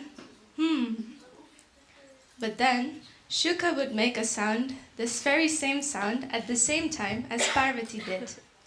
Lord Shiva became curious and asked Parvati who was making the sounds. She said she didn't know. Lord Shiva continued with the recitation, and Shuka would make the same sound as Parvati. Parvati had fallen asleep, though. At the end of the recitation, Lord Shiva asked Parvati how she liked the narration, and Parvati begged for forgiveness for falling asleep. Lord Shiva then started wondering, but who was making the same sound as Parvati? And then Lord Shiva spotted the parrot and started thinking, this parrot is not qualified to hear the Srimad Bhagavatam. And if an unqualified person hears the Srimad Bhagavatam, a lot of troubles can occur. So, Lord Shiva took his trident and he was after Shuka. Finally, Shuka reached the hermitage of Srila Vyasa. Oh, I remember this. Here comes the fun. At this moment, Srila Vyasa was narrating Srimad Bhagavatam to his wife, Pitika, and she yawned while listening Srimad Bhagavatam. So Shuka, the parrot from previous, in great panic entered Pitika's mouth. Yes. Then Lord Shiva enters the scene and says, have you seen a green parrot? He told Srila Vyasa all that had happened. Vyasdeva explained that the parrot became eternal after hearing the whole Srimad Bhagavatam, and he could not be killed. So the parrot Shuka stayed in Bitika's womb for 16 years and then took birth as the transcendental and famous Shukadeva Goswami, who later on narrated the Srimad Bhagavatam to Maharaj Parikshit. Wow, what an inspirational story, don't you think? Indeed, hearing about Krishna and his devotees is a real divine kirtan for our ears. Hare Krishna, thank you for listening. Now the kids will do a small kirtan. Krishna.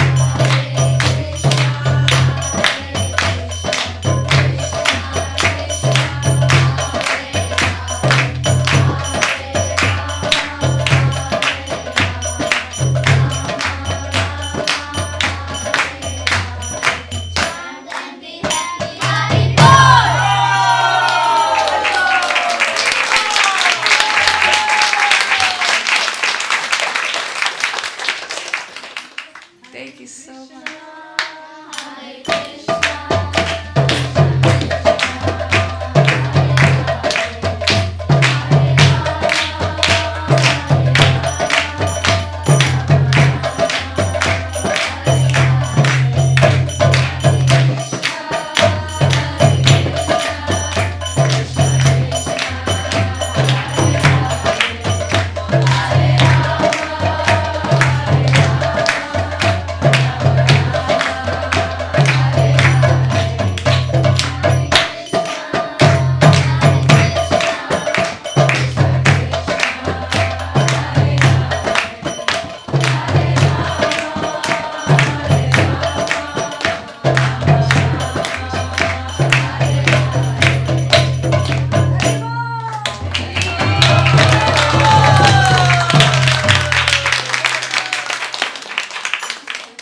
Thank you so much. Do you want to say the names of the children, Charlotte? Or Alice? Maybe we can microphone. Priya Radha. Radha. Manohara. Charu. Madhava. Murari. Nanda Kishore. Sati Sophia. Anika. Krish.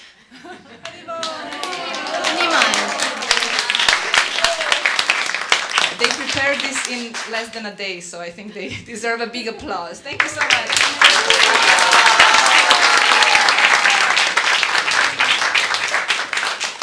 Thank you. You can stay inside of the temple room if you like, but maybe you go here to sit.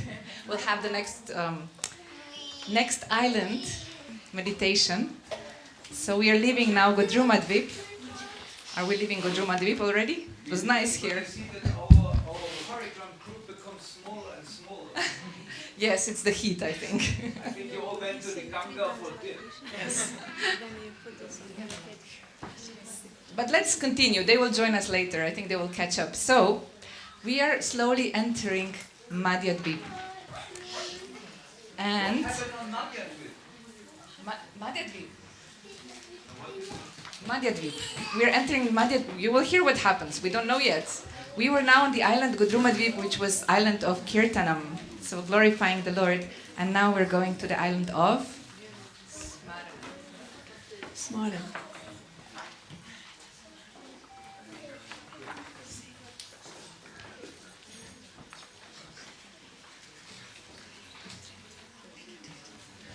Sravana Kirtanam Smaranam Vandanam Pada Sevanam Dasyare Sravana Kirtanam Smaranam Vandanam Pada Sevanam Dasyare.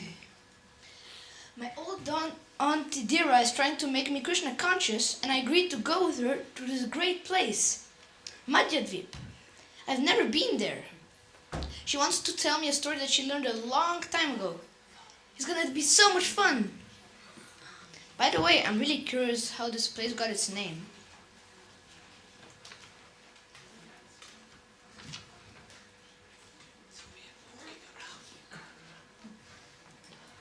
Oh, come on, Nimai. Leave the phone now. We are close now. It's just, I can't really remember the way. That's the problem. You know, Nimai, in Satya Yuga, long time ago, on this Mother Earth, people were so special that they didn't have to write or read. They remembered everything, and they remembered Kṛṣṇa. That is so cool! Can you imagine going to school and remembering everything that you need to know and no homework? That's insane.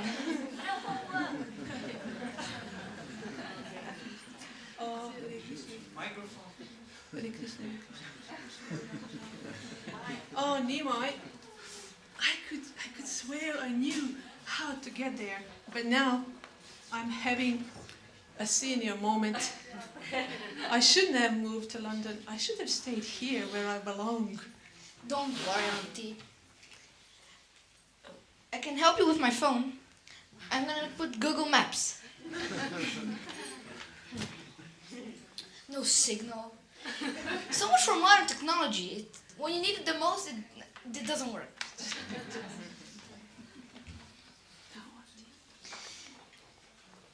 Now, Auntie, you really need to remember where we're supposed to turn, to the left or to the right. Really, you know what we can do now, Nimai? Only thing we can do. Let's just chant. And if Lord shows us the way, then we can go, okay? Okay, let's just chant. Hare Krishna, Krishna Krishna, Hare Hare. Hare Rama, Rama Rama, Hare Hare. Hare Krishna, Krishna Krishna, Hare Hare. Hare Rama, Rama Rama, Hare Hare. Hare Krishna, Krishna Krishna, Hare Hare. Hare Rama, Rama Rama, Hare Hare. I wonder where is Auntie! Huh? Oh, Lord Gauranga heard our prayers. Look over there. Oh, Madhyadvipa. Finally, we came here, Nimai. Yeah. We came here. Let's sit down now, Auntie. I'm all little ears, and I really want to hear what happened here. Oh, okay. I just wanted to say that only by your grace we got to know where Madhyadvipa is, and with his devotees as well. And you, real blessings to your mama, Mangala Chandrika and Rupa Sanatan. And we couldn't have found it without your sharp eye. All right. So, what I'm about to tell you, I read in, actually I did read it, but not from the book. I just read it on the internet, that's to be honest. So, I read in Bhakti Ratnakara book. It was Ishwanath Thakur told Srinivas. In that special time on Satya Yuga, long time ago, there were 7 very special saints.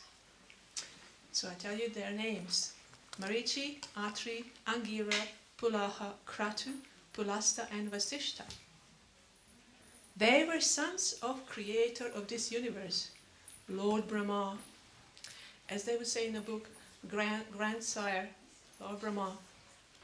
The sons talked with their father about Lord Chaitanya Gaura Hari, who would appear in this Kali Yuga where we live now. Wow! They knew in Satya Yuga that Lord Chaitanya would appear in this Kali Yuga, so they could see the future. Indeed. Cool! Yes, quite special that.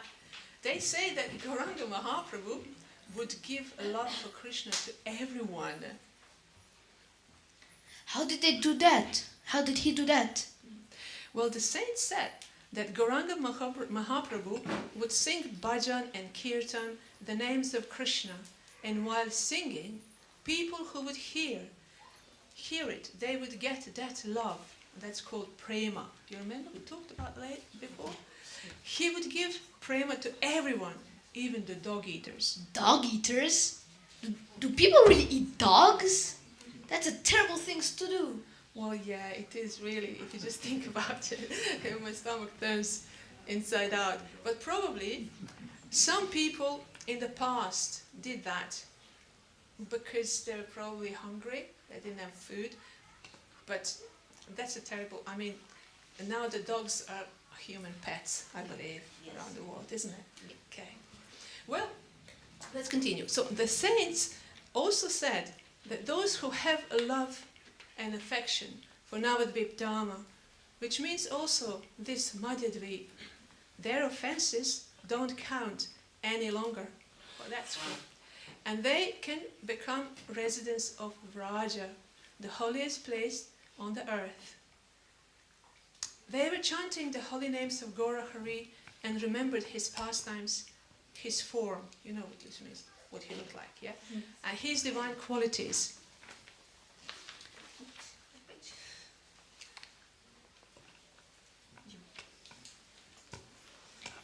They are amazing, these saints. But Auntie, how did this place get the name Madhyadvipa? All right, we're going to get to that now. So I'm taking too long, don't I? So, while the saints were glorifying Gauranga Mahaprabhu, saying that the Lord will appear in the house of Jagannath Mishra to bless Kali Yuga, and that these pastimes are so wonderful that demigods, like Brahma, do not know about it, and that the Lord will be madly absorbed in Sankirtan Yagya, and so on and so on. Many beautiful sayings about Lord Chaitanya. And Lord Gaura Hari could not, when he heard that, Lord Gaura Hari could not control himself any longer and appeared in the front of 7 saints. What? Yes, the saints circumambulated the Lord, you know what that means, went around the Lord, yeah. And said, "O Lord, all of us have a great desire to see your pastimes in Nadia.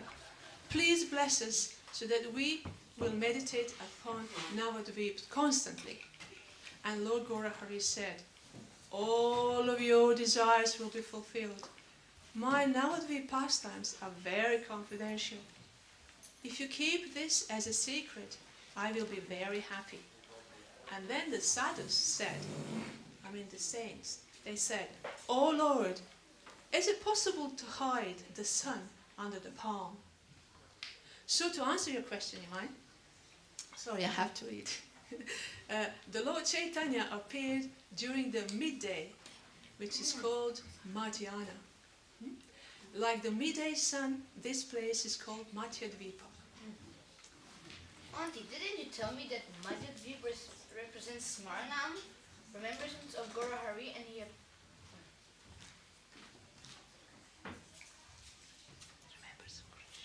remembers of Krishna? Oh, now I get it. 7 rishis remembering Guru Hari, and he appeared to them. It makes perfect sense. Thank you, Auntie. This was one of the good outings with you. I'll have a lot to share when I go back to school.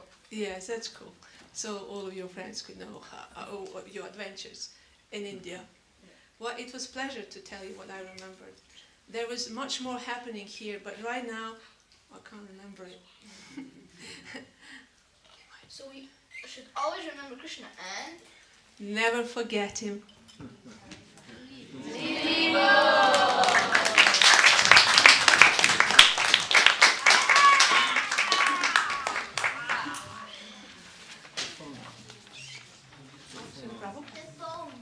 Oh, the phone.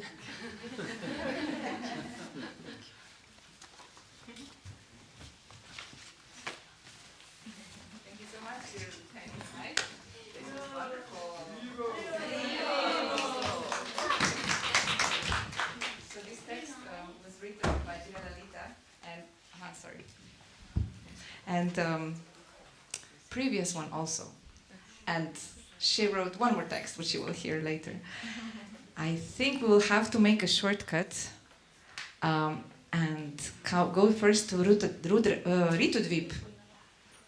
This is the island of Archanam. I hope Madhaviki is here. Yes.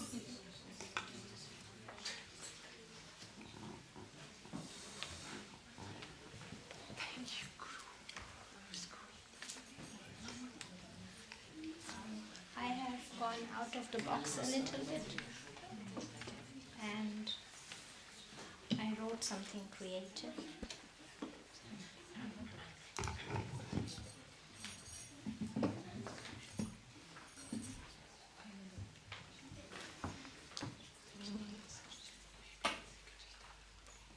Worship.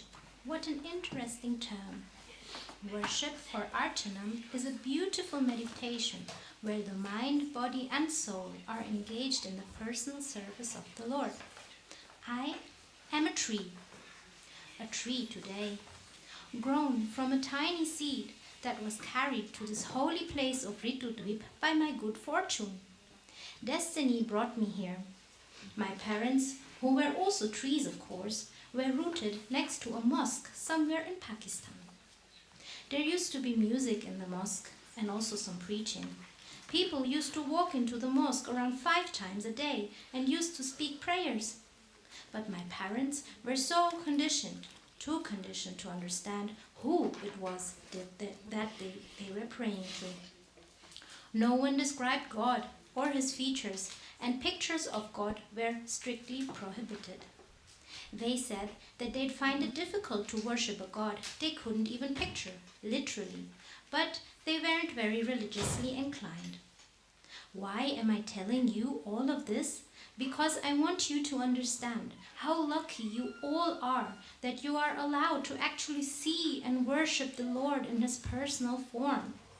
I don't know why, but I'm fortunate. Very, very fortunate that the wind carried me all the way here to Rtudvipa, a place that is so beautiful that it reminded Sri Nityananda Prabhu of Sri Vrindavan Dham when he came to Rtudvipa with Jiva Goswami. When I dropped down into the soil as a seed and I was a young tree, many times I heard the holy name of Kṛṣṇa sung in kirtan, accompanied by drums and kartals and many other instruments and different variations of melodies. That time I didn't know much about Kṛṣṇa, but I did understand that fate brought me to a very auspicious place and that it is filled with miracles, and there is a reason for this place's beauties, greens and fertility. You need to hear what Srila Bhaktivinoda Thakur describes in his book, Sri Navadvipa Mahatmya. When Sri Nityananda Prabhu came to this place, he said, We have now come to Rtudvipa. This place is extremely attractive. The trees are bending down their heads in respect. The breeze is blowing gently and the flowers are blooming everywhere. The humming of the bees and the fragrance of the flowers intoxicate the traveler's mind here. As he was saying this, Nityananda became like a madman and exclaimed, "Quickly, bring my horn! The calves have gone so far off and Kṛṣṇa is fast asleep and won't come. He is acting like a baby. Where are Subal and Dama? All alone I cannot go and herd the cows," shouting, "Kanai, Kanai!" Nityananda jumped a few yards. Seeing his state, the devotees immediately supplicated at Nityananda's feet, "Oh Prabhu Nityananda, your brother Gaurachandra is no longer here. He has taken sannyas and gone to Nilachal." Upon hearing those words, Nityananda became dejected and fell to the ground, crying, "You have put us in such sorrow, Kanai, my brother. You have taken sannyas and left us to go to Nilachal. I will not continue my life. I will jump into the Yamuna river." Saying this, Sri Nityananda lost consciousness. Sensing Nityananda Prabhu's elevated state of spiritual emotion, they began to chant the holy name. After 2 hours had passed, Nityananda still did not rise. Finally, when the devotees began chanting the glories of Gauranga, Nitai awoke. "This is the place of Radhakund," he exclaimed.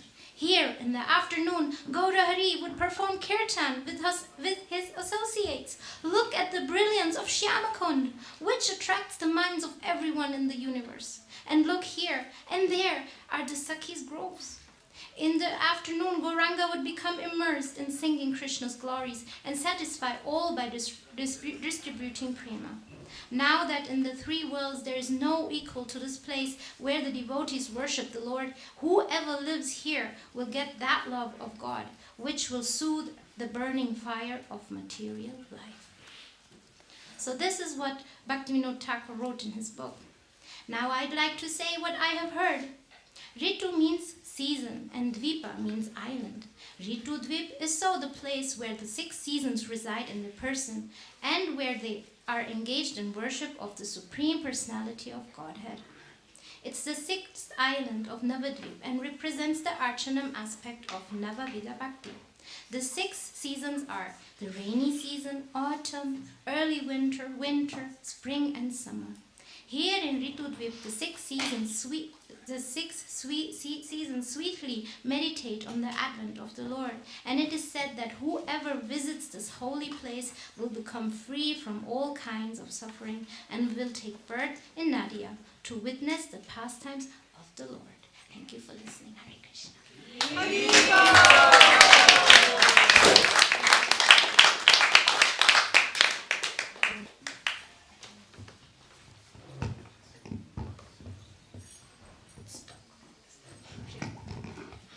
Thank you so much, Madhavi Kishori. So when we were first thinking of the retreat, we asked Guru Maharaj what should be the topic and what should we do, prepare, and he immediately said it would be nice to have devotees take on some character from Chaitanya Lila and then play out, and then the idea with Navadvipa came. So all this got merged, so all this that you see now are devotees' meditations on Maharaj's desire. Did you notice that we skipped an island? I'm wondering. Make a shortcut. Shortcuts. Yeah, we were running through, but we don't want to miss Ananda Vrindavan. Where are you? Are you here? Wonderful. We need to still visit Koladvipa. This will be mysterious.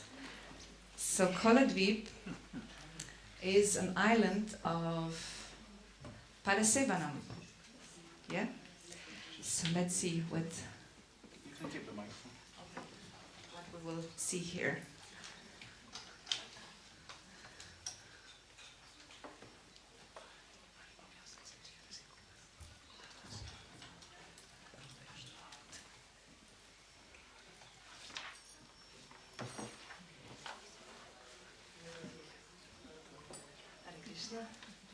Krishna, esteemed Maharaj, Vaishnavas.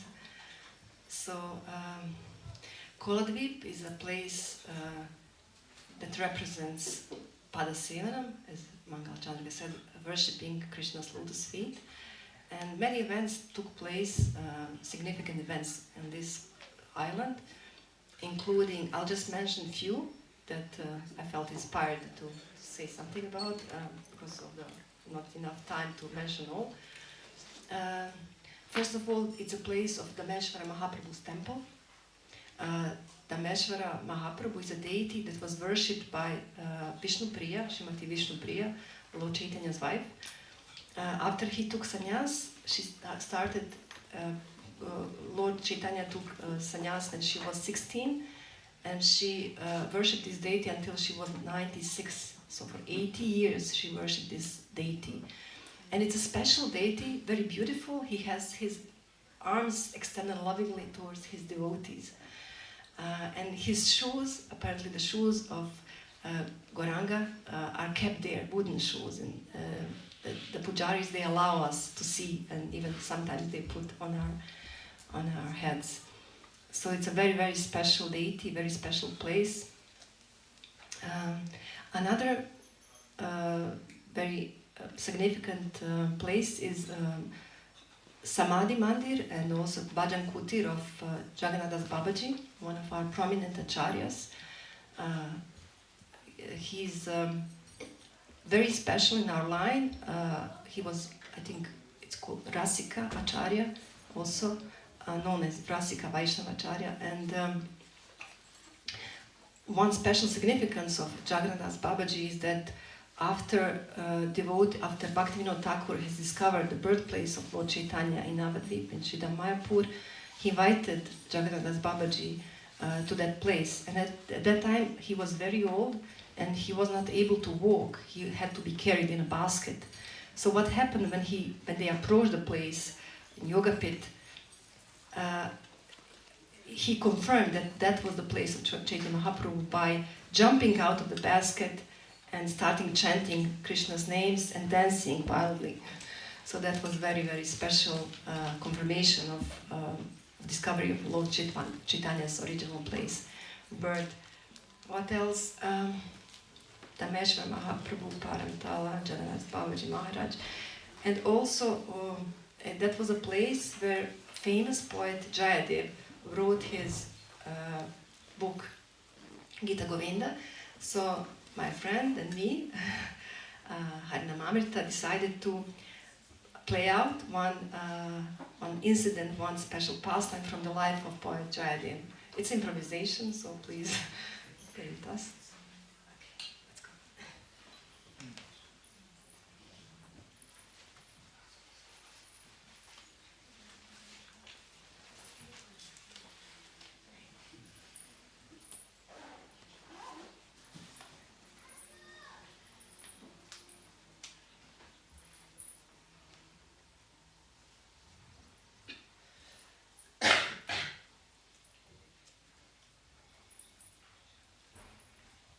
I'm trying to write this Gita Govinda. It's such a blessing from Krishna that he gave me to write this special work. But one line comes to my mind just now, and it's so confusing. Padmavati, my dear wife Padmavati, you know, Krishna is Bhagavan, Supreme Personality of Godhead. At the same time, while writing, this line comes to my mind. It says, Krishna is subordinate to the love of his devotees, his most special devotees, the gopis, to such an extent that he even bows down his head to the lotus feet of Srimati Radhika. Padmavati, isn't that a little bit too much? Krishna is Bhagavan. I don't know whether to write it, or am I just imagining this, or is it divine inspiration? I don't know what to do. What do you think, Padmavati? My dear husband, I'm just a simple woman. I don't think I can help you with that. Sorry. Okay, forget about it, Padmavati. I'll just go down to the Ganges to take my bath. I'll forget about this line. Okay. I'll prepare some prasadam for you. Thank you. Thank you.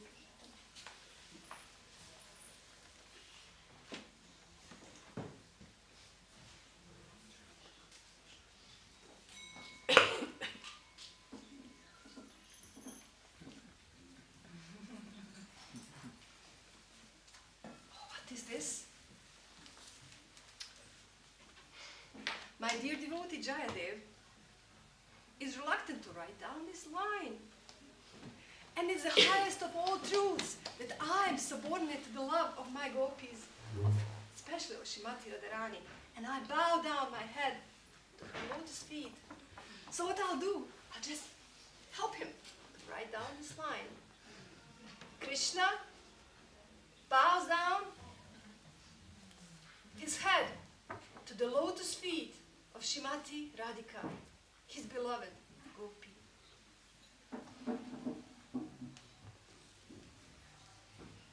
Now I'll pretend I'm Jayati. Padmavati, I'm back. Padmavati, I'm back. I'm hungry, I'm starving. I just prepared. So, here you go. Oh, thank you, my dear wife. Oh, what do we have here? Some kachuris, I see. Pakoras, samosas. Here, have some more. Thank you. Gulab jamuns. Oh my God. So delicious, Padmavati. You work more nicely. Now I'm full. Oh. Thank you, Padmavati. You really pleased me with your wonderful service. Now, excuse me, I have some work outside. I'll be back quickly. I have something to eat, okay?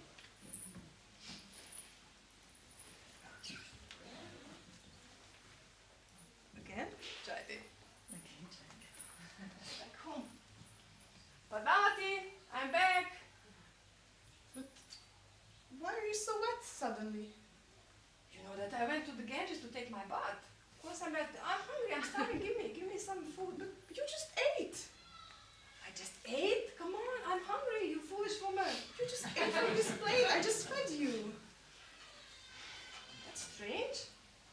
Padmavati? Why are my papers all in mess? What is this? Oh, Padmavati? Look at this. Look at this. Somebody wrote something down. Krishna is subordinate to the love of his devotees, gopis. And he bows down his head to the lotus feet of Sri Radhika.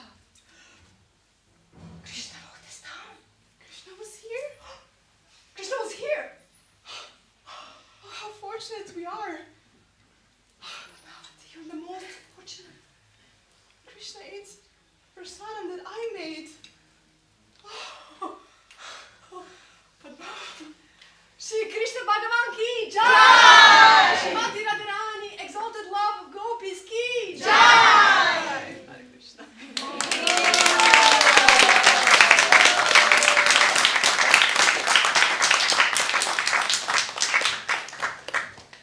These are really improvisations.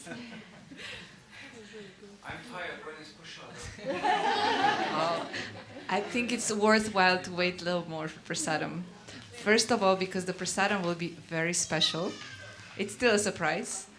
And because we still have to go to a few islands, I think. Because next one, I heard, Ramananda Gopal will lead us to Jahnudvipa. It's the island of Vandanam and Gopi Gita and some other devotees that will join them. First we wait till our Lord is Baladakshmi Shingade Bhagavan ki jai.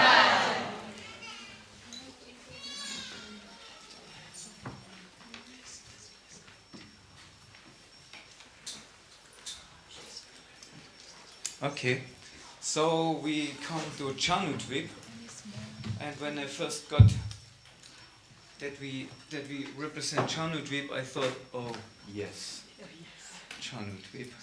What happened there? But I found some very interesting instances what happened there, and we will actually witness how two very special devotees will come to Jahnudvipa.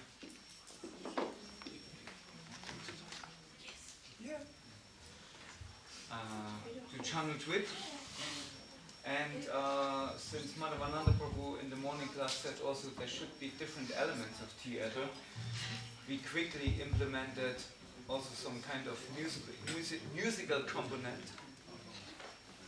We don't know if we will make it to the dancing, but it's not planned yet. But.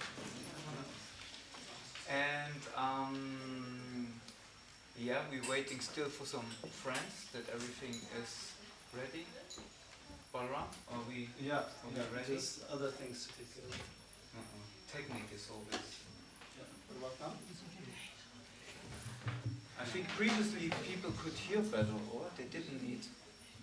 When they made drama in Navadvipa, Lord Gauranga, they didn't need amplifiers. I think they could better hear. Okay, where is Muni? Okay.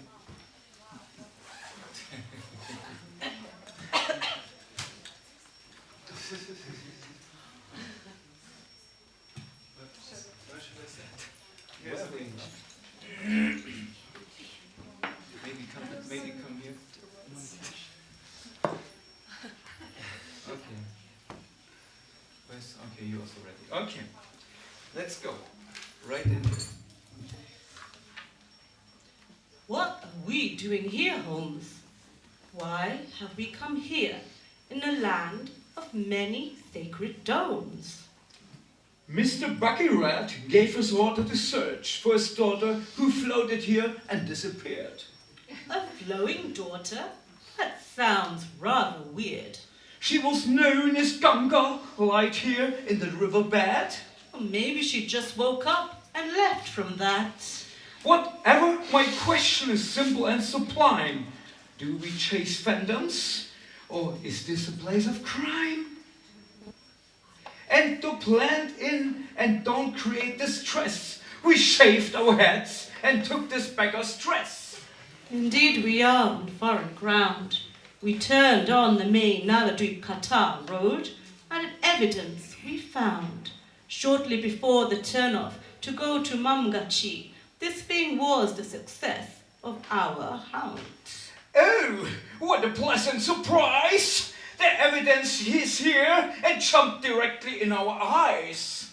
What strange eating utensils. I will clean it up with my broom. It is called an Achman cap, together with a spoon. Now I am sure we will get clarity quite soon. What we need now is some sort of witness of the scene. Or some relatives who are part of that team. Who is that fellow over there? Strong in figure, with long hair and beard. Let's find out for sure. He looks weird. Hello, gentlemen. That is Mr. Watson, and Sherlock Holmes is my name. We are pleased to meet you, but our Bengali is quite lame. There is an important reason why we came from the Empire so far. We solve riddles, sometimes chasing vampires, but tell us who you are. I am known as Bhishmadev, son of Ganga, whose liquid form was floating in this riverbed, but now disappeared, and that makes me rather sad. Would you mind if we asked some questions? Some questions to be asked. For example, about this artifact we collected in our basket. Oh, my dear sir, oh, my lord, this vessel with the spoon belonged to my grandfather, a saint of the highest sort. Once my grandfather Jahnudvipa was meditating by the river down below, when his Achman cup fell into the river flow. Angrily he swallowed that river in one single gulp away. Ganga was found guilty and she couldn't not stay. Ah! There we have the culprit of the crime, the biggest kidnapping of all time. Let's arrest this criminal and put him in chains, no matter who he is or the king of all saints. Slowly, Watson, with your touching words. Why he does not release her, I'm sure it hurts. It's the matter of fact that the saintly man went in deep meditation and got stuck there then. He kept in his inner vision God's most merciful form one can see, the beautiful, graceful dancing incarnation of Godrumadvipa. Not able to let go of that vision and sight, Jahnudvipa is lost in prayer at the spot immersed in divine light. Listen up now, newcomers of Navadvipa, my friends, as I explain the glories of Jahnudvipa land. All praise to the merciful Lord Godrumadvipa, who resided here through the process of devotion and Radha Krishna care. Long ago during poor Kṣetra war, there was no time for crying. When I was stuck down on arrows as I was there lying, my thoughts were surrendering and they were flying to the moonlight face of Krishna Chandra, who helped me dying. In that very crucial moment at the end of my life, the Lord cut all my attachments with the knowledge knife. Don't fear longer the demands of material senses and their need, for you will definitely attain the service of Lord Gauranga's lotus feet. Remember the darshan of Navadvipa that once you had, and soon your mind will be calm. Please give up all your attachments and desire. Worship Godrumadvipa, for whom you inspire. It is the Lord's desire to let his devotees see and feel the pastimes of Krishna and Gaura, to be free and to heal the soul pain of fear and death and disease, and the hate to God is completely absent here, and your heart is filled with love, Lord. Hare Krishna, Hare Krishna, Krishna Krishna, Hare Hare. Pure devotees drink the wine of servitude of the Supreme. Immersed in an ocean of happiness, the holy name they scream. With perfected desires and bodies of spirit that they gained, forgetting the material miseries by the perfection of that they attained. Welcomed by the Lord's associates, limitless in number, eternally liberated or arising from their material slumber. With them the Lord performs pastimes fitting to the inner core. In that very forest of Navadvipa, they all ask for more. Hare Rama, Hare Rama, Rama, Hare Hare. This abode is unlimited without any dull matter. The spiritual conscious goddess is in control for the better. You serve in her energy, you soon receive the freedom letter for those who came here, humble as a beggar. Everything and everyone according to the Lord's wish and desire. All things work harmoniously above the material forest fire. As long we don't give up this body of material senses, we can't enter this holy dawn and stay out of their fences. When you receive your spiritual form according to the Lord's will, your advancement is unstoppable and ecstasy at the highest thrill. The veil of material illusion will retreat far away and will come, and you will attain unlimited bliss in this eternal spiritual realm. As long as you stick to this world of matter to enjoy, remain fixed to the principles of devotion, O boy. Serve the divine couple, their devotees, by chanting holy names. Stay away and aloof of the temptation of sensory gains. By the mercy of that holy dawn, the devotees and the holy names, keep undesirable association far away and out of your frames.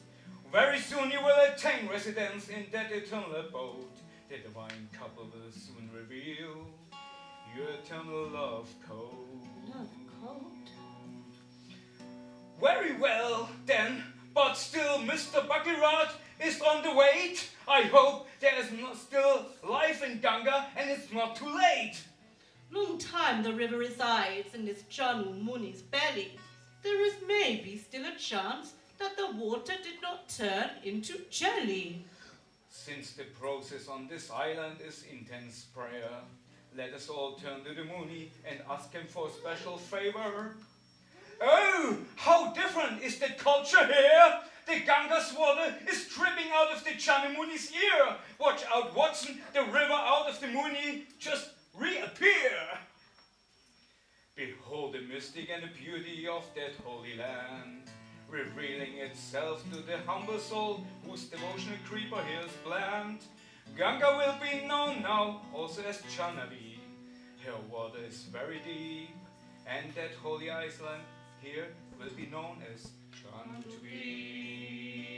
Hare Krishna,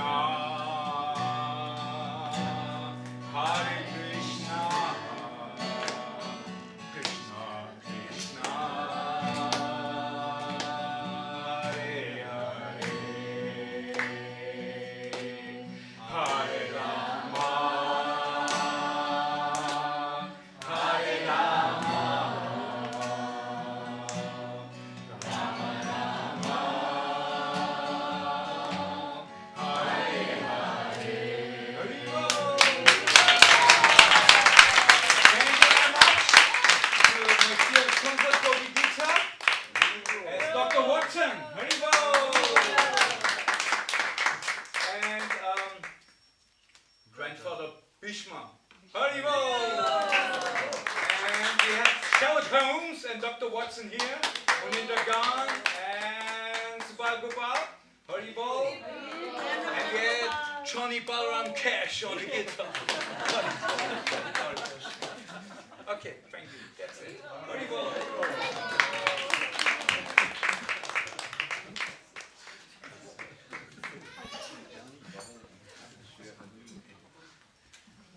Maybe second initiation.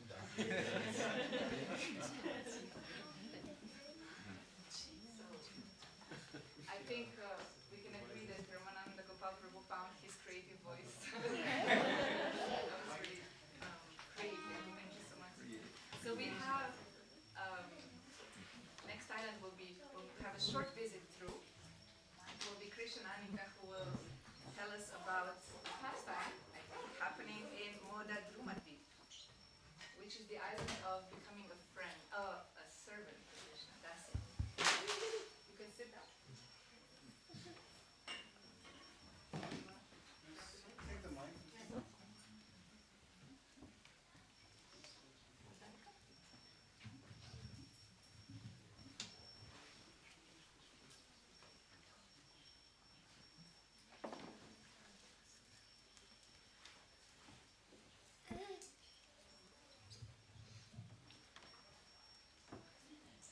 Sravanam kirtanam smaranam vandanam pada sevana dasyade. This is Modadrumadvipa, the place of Seva. Here is the battle tree, 500 years old. I know it's small, but in actual life it's like really huge because it's 500 years old. Anyways, Chaitanya Mahaprabhu used to rest here, and when going home from school from Vijayanagara, one day the Lord noticed that the tree was dying, so he embraced it to give it a new life. Today, over 500 years later, although the tree is completely hollow inside, it is still growing in full bloom. I found out that this famous place is the birthplace of Sri Vrindavan Das Thakur. Brother, do you know who he was? Who? Me? Of course I do. Sri Vrindavan Das Thakur was a great Vaishnava Acharya and was the last initiated disciple of Lord Nityananda. And he wrote Chaitanya Bhagavata, the life and pastimes of Lord Chaitanya. I didn't know that you are so clever, because sometimes you don't have clever ideas. He took initiation when he was 16 years old, like I am now. Maybe I should aspire, Gurudev? He was the dearmost disciple of Lord Nityananda. This is also the ancestral home of Malini Devi, the wife of Srinivasa Pandit. Did you know that here is Vasudeva Datta's house? He worshipped his beloved deity Madana Gopala with all of his money. He wasn't worried that he will be poor and his family. Sri Chaitanya Mahaprabhu was very affectionate towards Vasudeva Datta. The Lord vowed in 3 separate occasions that he belonged to Vasudeva Datta. I remember that Lord Chaitanya would say, I am only Vasudeva Datta's servant. My body is meant to please Vasudeva Datta, and he can sell me anywhere and everywhere. This is such a beautiful place. Can we stay a bit longer so I can film the deities in the temple? Yes, of course, but our parents are busy praying. I'm going to join the kirtan group for a while, and anyways, I'm waiting for prasadam. It's been a long time.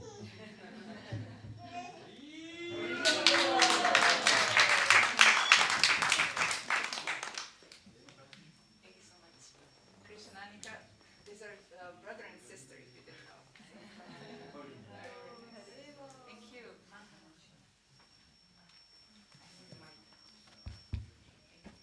So, the next island is a very interesting island. It's called Rudradvipa. And the devotional process that's connected with this island is becoming a friend with the Lord.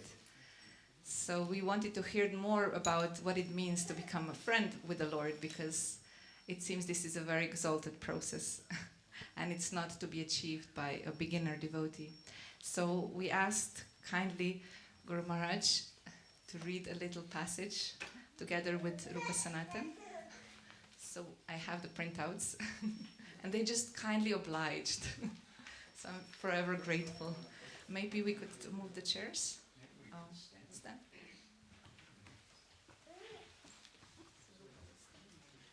Yes.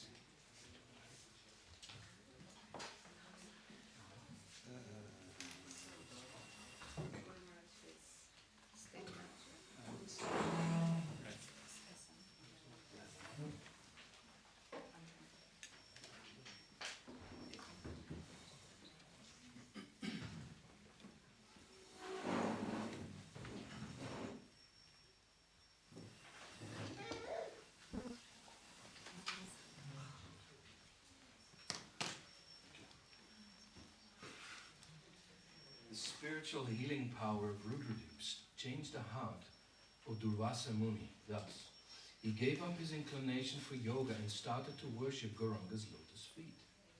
Several impersonalists like Anavakra and Dattatreya gave up their attempts to merge into Brahmajyoti and began to serve Gauranga's lotus feet. And even when Sankaracharya attempted to preach impersonalisms in Navadvipa, Lord Chaitanya appeared to him in a dream and told him to go somewhere else and not contaminate the inhabitants of Navadvipa. Thus, Sankaracharya, realizing Navadvipa's transcendental nature, left Rudradvipa with a heart full of devotion. Lord Nityananda spoke to Jiva Goswami about the instance when Lord Gaurasundar saw Vrindavan on the bank of the Ganga. He remembered Rasalila at this place and entered into the state of Mahabhava. When the devotees chanted the holy name directly into the ear of the Lord, he awoke from Mahabhava, loudly chanting, Hare Kṛṣṇa, Hare Kṛṣṇa, Krishna, Hare Rama, Hare Rama, Rama Rama, Hare Hare. Then Sri Satchinandana, along with his associates, went to the bank of the Bhagirathi Ganga, crossed it, and wandered around Rudradvipa, immersed in Nam Sankirtan. Also, it was from Rudradvipa that the Lord departed Mayapur to embrace the sannyas order and to spread his Sankirtan mission. And finally, and most importantly, Mayapur, the ISKCON headquarters, the center for spreading Mahaprabhu's Sankirtan mission all over the world, is just on the eastern side of the holy Rudradvipa.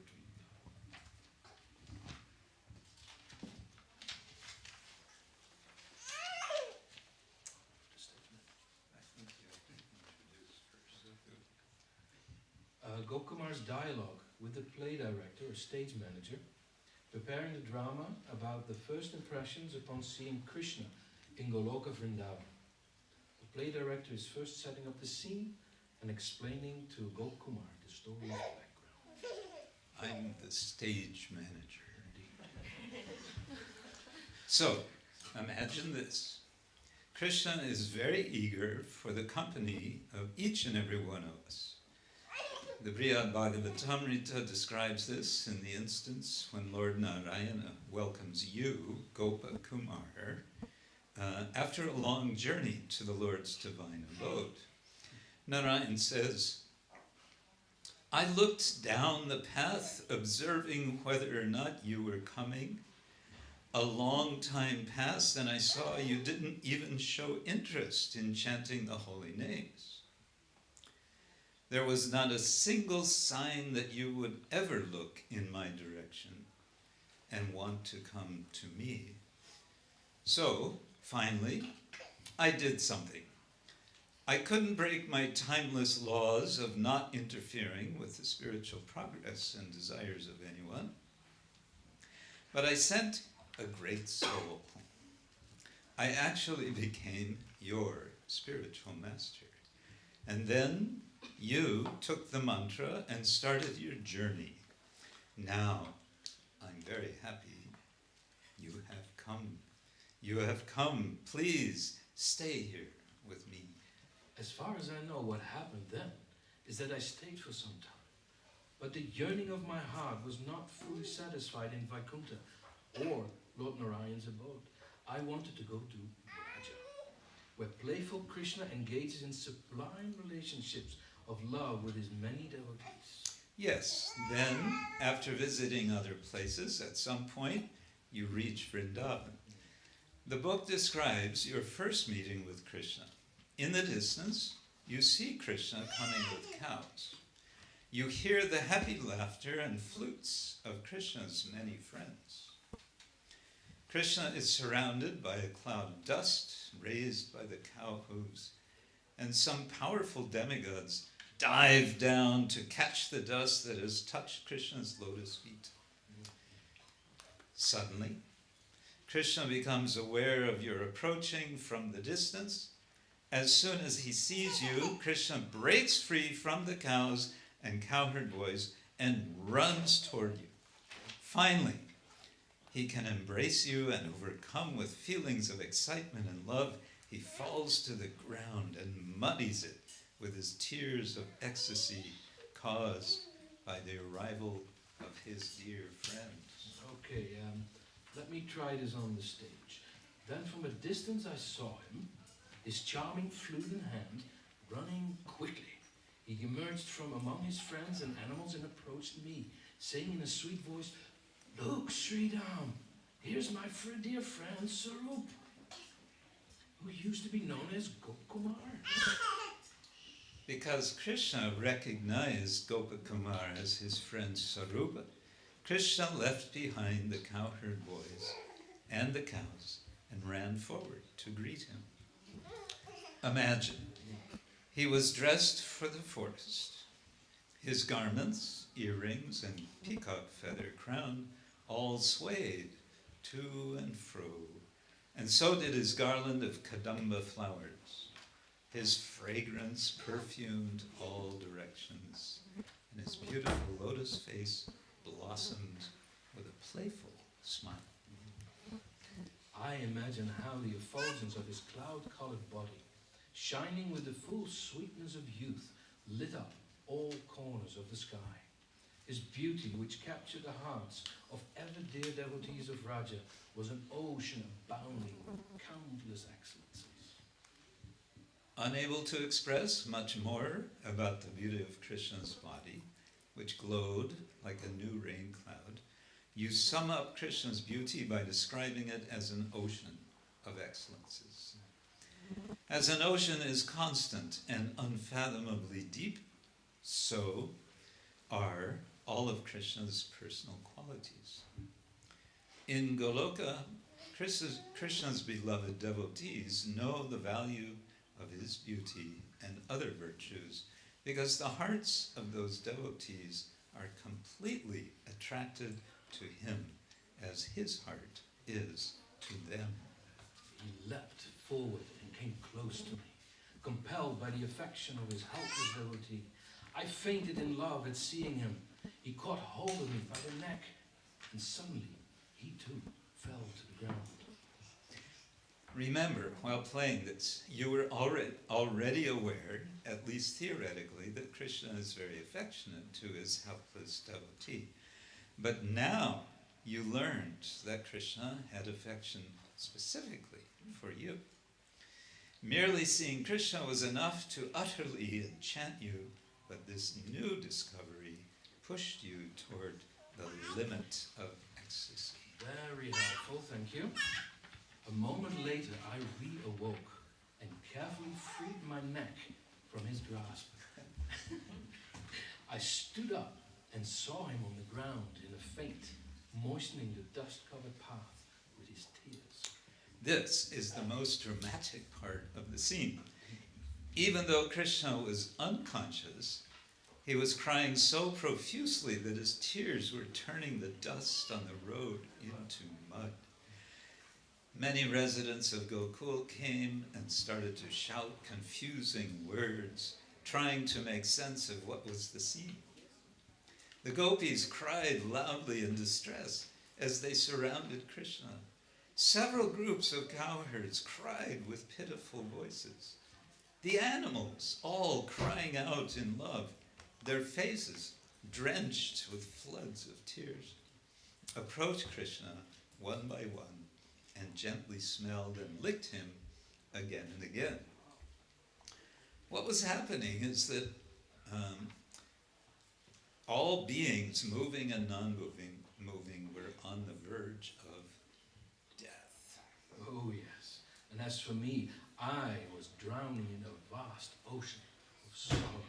Confused about what to do, severely tormented, I put Kṛṣṇa's feet on my head and began profusely sobbing and lamenting. How is it that here Lord Balabhadra, Kṛṣṇa's older brother, quickly arrived from some distance away, full of fear? This is what happened. Unable to keep up with Kṛṣṇa when Kṛṣṇa had run to meet you, Balaram had fallen behind with the other cowherd boys. But now he anxiously hurried forward, concerned for Kṛṣṇa's safety. You saw that Balaram was of the same Kishore age as Nandanandana, but differed from him in being white, like the fibers in the lotus stem, and being dressed in blue. At first, Balaram cried in distress to see Kṛṣṇa in such a condition, but he quickly gathered his wits and looked all around to find out what had made Kṛṣṇa faint. Lord Balabhadra, that most skillful of persons, cried for a moment, but then seemed to regain his composure and looked all around. With great care and attention, he made me hold his younger brother by the neck with my arms. He wiped Kṛṣṇa's beautiful limbs clean with my hand and made me loudly call out to him with many plaintive cries. Then he made me lift Kṛṣṇa up from the ground. Suddenly, Kṛṣṇa opened his eyes, sealed till then by a flood of tears. Seeing me, he joyfully embraced and kissed me, but then he looked around and became embarrassed. Kṛṣṇa had become helplessly bewildered by love for his devotee, and he was embarrassed by the thought that from his tearful reaction to my arrival, everyone could see this. The best of lords took my hand in his own left lotus hand, and received me as a long-lost bosom friend. He asked me various questions. Then he greeted all the people of Raj and entered the best of cowherd villages with the gait of an elephant. Krishna's closest friends are as dear to him as life itself.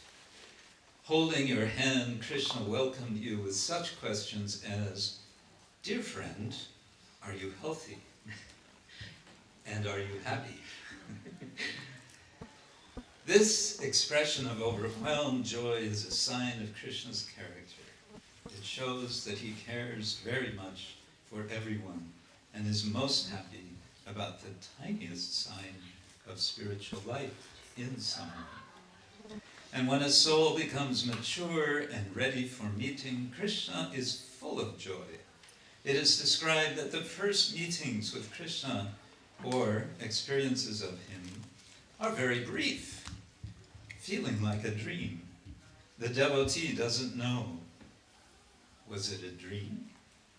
This was better than anything I have ever seen or experienced so far.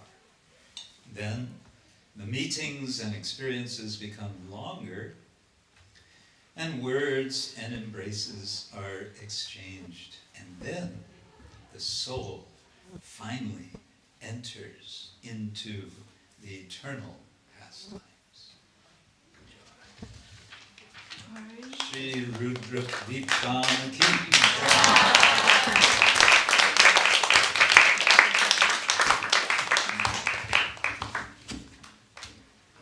Thank you so much. Thank you. So this was narration from actually Sanatana Goswami from Bhagavatamrita, and combined with Sachinandana Swami's reflections. So we are just on the verge of the last island of Navadvipa, which is called Antardvipa, and it's connected to Atmani Vedanam. So for that purpose, we asked His Grace Madhavananda Prabhu to guide us into meditation on this island.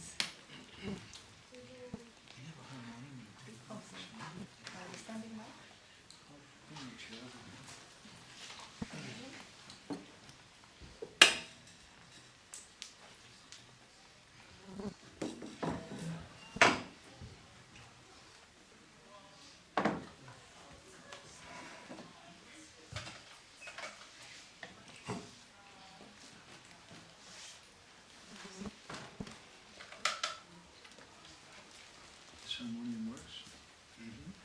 It's great to ask such a question.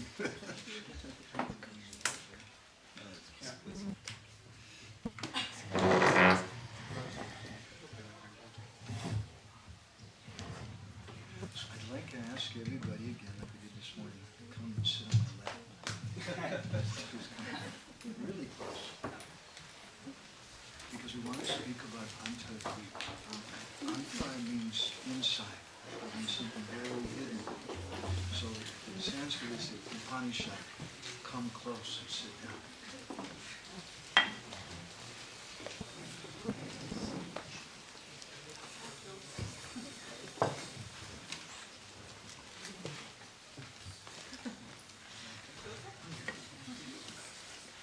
I don't have it drawn up for you.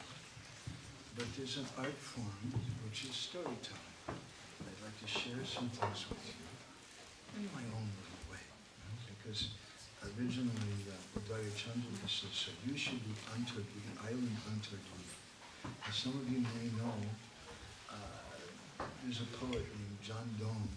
In the 1500s, he wrote a poem. If you come close, you'll be able to hear it.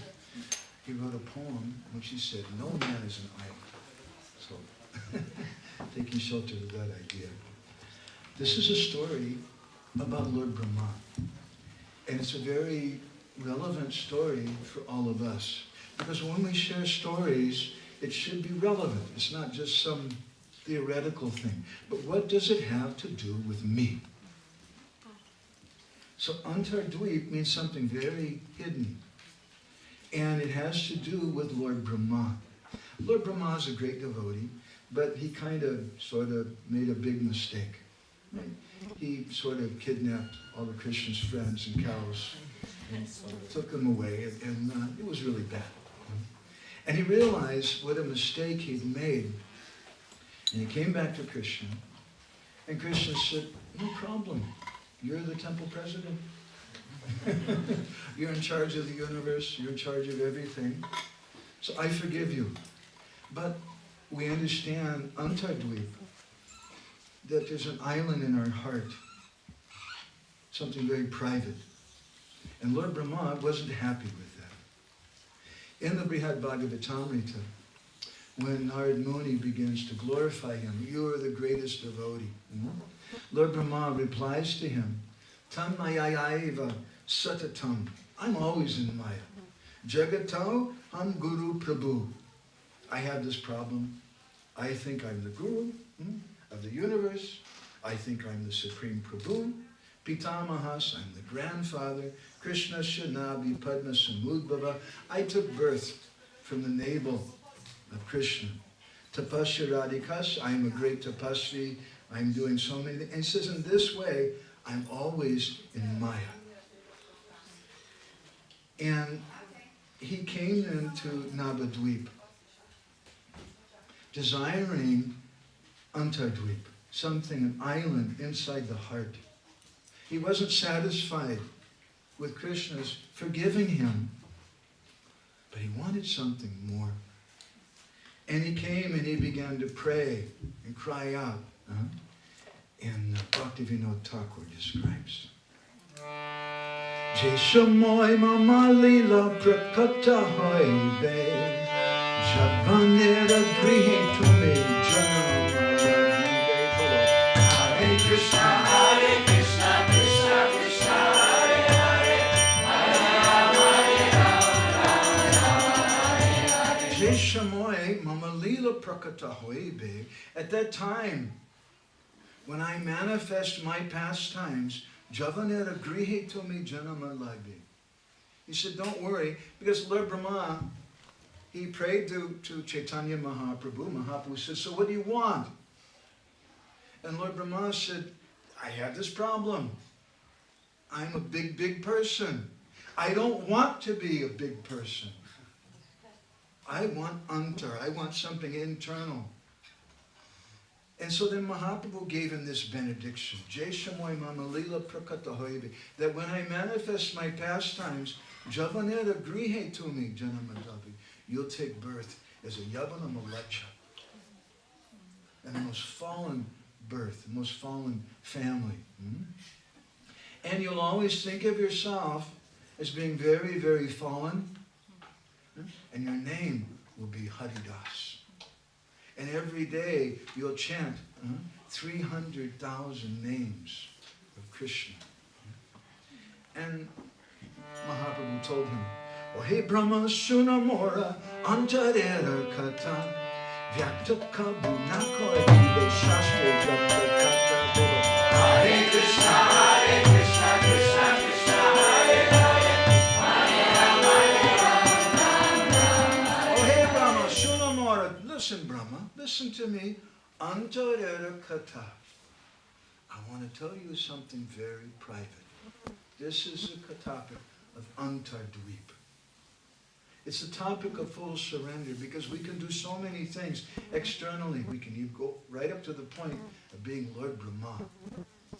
Very important person. But there's something missing. Antardvipa. So Antarera Kata, let me tell you this very secret thing. Vyakta kabu nakoribe shastra jata kata. Don't speak about this. Even Shastra won't speak about this. Bhakta bhava loya bhakti rasa asvadiva. I'll take the birth as a devotee, and I'll take the taste and nectar of bhakti ras.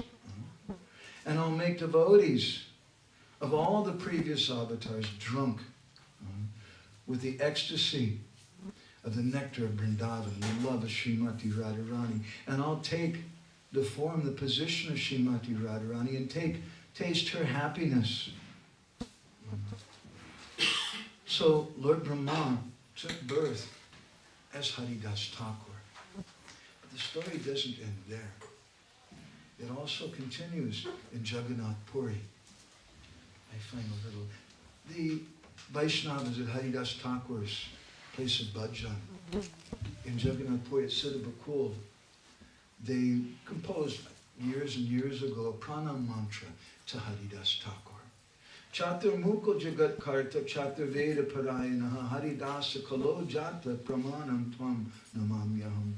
I offer my obeisances to Lord Brahma, who is the four-headed creator of the material universe, the knower of the four Vedas, and who took birth as Haridas Thakur in Kali Yuga. What's beautiful to me about the ending of this story is that in Jagannath Puri, they wouldn't let him inside. That's interesting. We can relate to that. But what's so profound about it is he installed the deities there. It was Lord Brahma in Satyayuga who installed the deities of Jagannath, Baladev, Subhadra.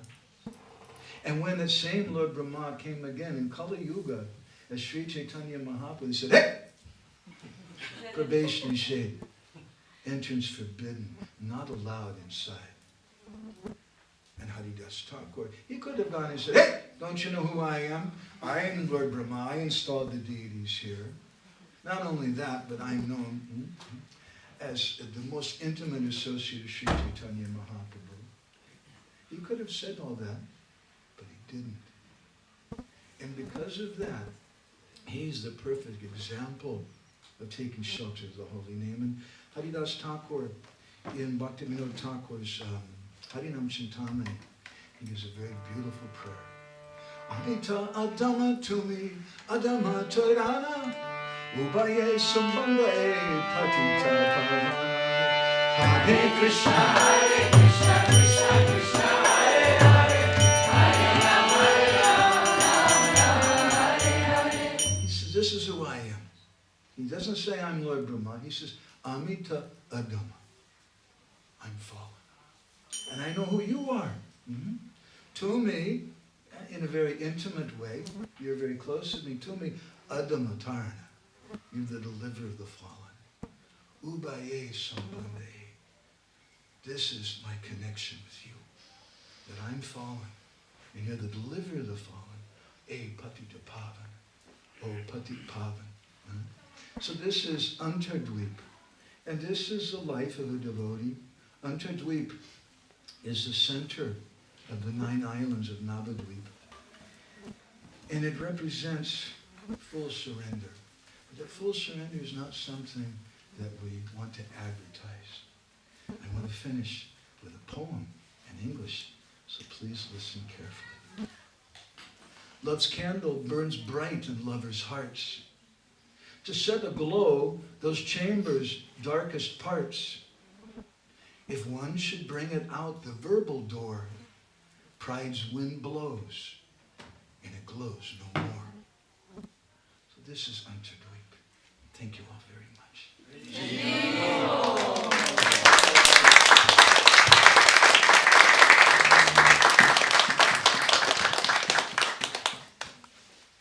Jai Antardvipa, Mayapur, Simantadvipa, Godrumadvipa, Madhyadvipa, Koladvipa, Rtudvipa, Jahnudvipa, Modadrumadvipa, Rudradvipa, Sri Navadvipa Dhamma Ki.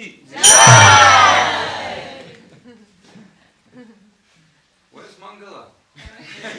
I'm stunned, like all of us. Stunned. Something to eat now? Yes, I think so. Not yet. Not yet? Not yet. Not yet. I'm just wondering if Shri Paramahamsa Gaura Prabhu could come or not for a second. Amrita Lahari, do you know? If Paramahamsa Yeah, everything is ready since a long time. But could he come for a minute? Could he come? Of course. Oh, sorry. So, we have a special announcement regarding prasadam. There was a long meditation by a few devotees, so we would like... Decided not to have it today?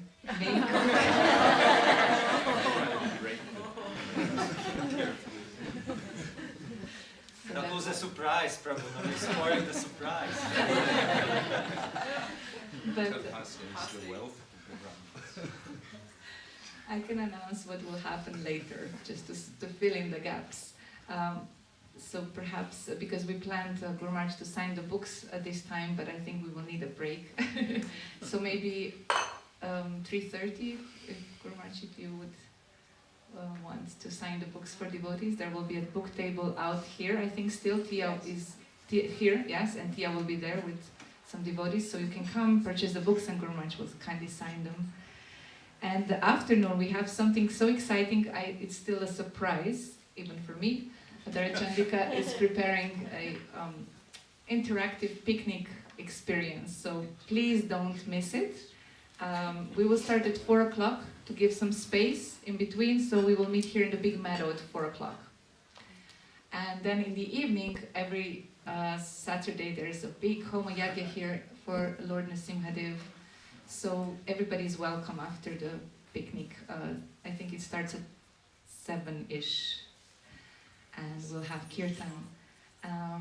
And then tomorrow is a big day of one of the biggest initiation ceremony, probably the biggest in our family. Guru Maharaj will and they give initiation to 17 devotees, if I'm not mistaken. So please don't miss this historical event. It's gonna be here in Simhachalam Dham at 7:45. So there is a special announcement. We would like Shri Paramhamsa Gaura Prabhu to tell us the whole meditation that happened in the kitchen for the last few days, I'm sure, for the feast that's coming up.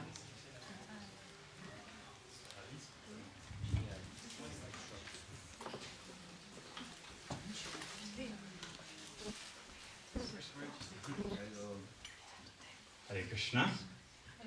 So following with the theme of the retreat, with Navadvipa being the main focus, I was asked to do a Bengali feast. So growing up there, I tried my best. We will have 5 main sabjis today. 2 sweets, chutney, pakora, rice, lassi. I think I'm forgetting some few things. But I will put them in order in the way they're generally served. Yes, Prabhu. Maharaj this morning spoke about imagination. This is not one of those kinds. I mean, you can imagine it was way better. I hope you will. It's for real. I will put it on the tables according to the way it's generally served in Bengal and in many areas of India. The menus are made according to the best way they're tasted and the best way they're digested as well. The tongue tastes one at a time. So after bitter, the pungent tastes better. After pungent, the rich tastes better. After rich, the sweet tastes better. After the sweet, and like that, everything is in order.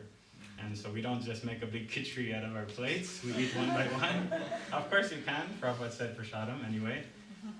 So today the first dish will be shukta, which is of course probably the most famous. Wait, do we need to write this down? No, it'll be there. It'll be there. Everyone take your notebooks. Oh, you have it in the group. Yes. So it'll be shukta. Shukta is of course a bitter preparation, but you'll see it's not that bitter. It's very sweet and tasty. It's also one of the preparations that we suck, because inside you'll find data. Data is drumsticks or moringa, and those things we suck. So there's the 5 flavors, and there's the 4 types of prasadam. So today you'll have all 5 flavors and all 4 types of prasadam as well.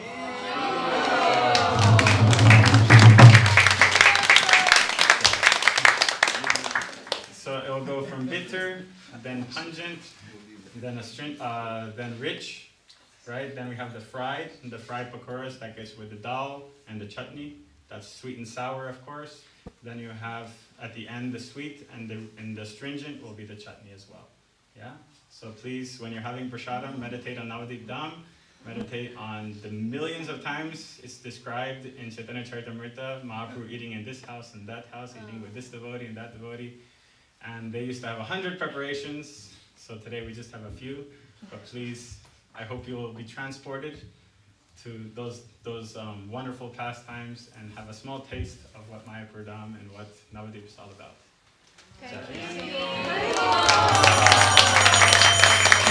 And you will get a small taste of what jewel we got here in our community. We're so grateful that we have him here, and he brings so much life and spirit and culture to us because he is born and raised in Navadvipa. He's actually Dambasi, coming to us and teaching us some important aspects of Vaishnava behavior and culture. And please bless us that we can keep him here. No. Yeah, we're very fortunate, and now you can taste what we taste almost every day now. What the Lord Nrsimhadev. He's being very kind. It's not like that. It is like that. Hare Krishna.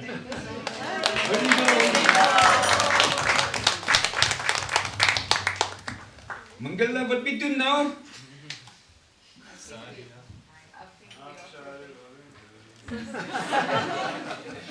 Ramananda brother, Can we announce something also?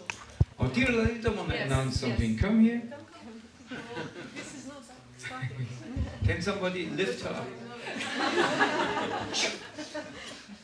Sorry, I forgot the doll. Our dear devotees, those who are getting initiated tomorrow, there are 17 initiations, and I would request, I'm not really that potent in order to make all these garlands, so please do help me out today if you can, at from 2:30 to 4 o'clock, because at 4 o'clock your picnic starts. I'll stay back and I'll finish them, but I do need help. Yes, please do come in the temple room. I'll bring the flowers, leaves, and whatever we can find in the farm, so that we can make garlands. 17 garlands? No, actually, it's not. It's 20. Because we have Maharajas here and for the priest. The priest Yeah. doesn't happily avoid garlands. Oh no. You have to accept it. No garlands for the demigods who are coming? Oh, Prabhuji, if you let us know who they are.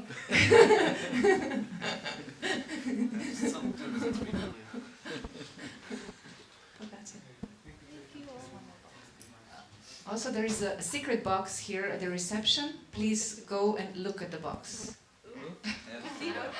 Experience. Does something jump out? No, just you have to go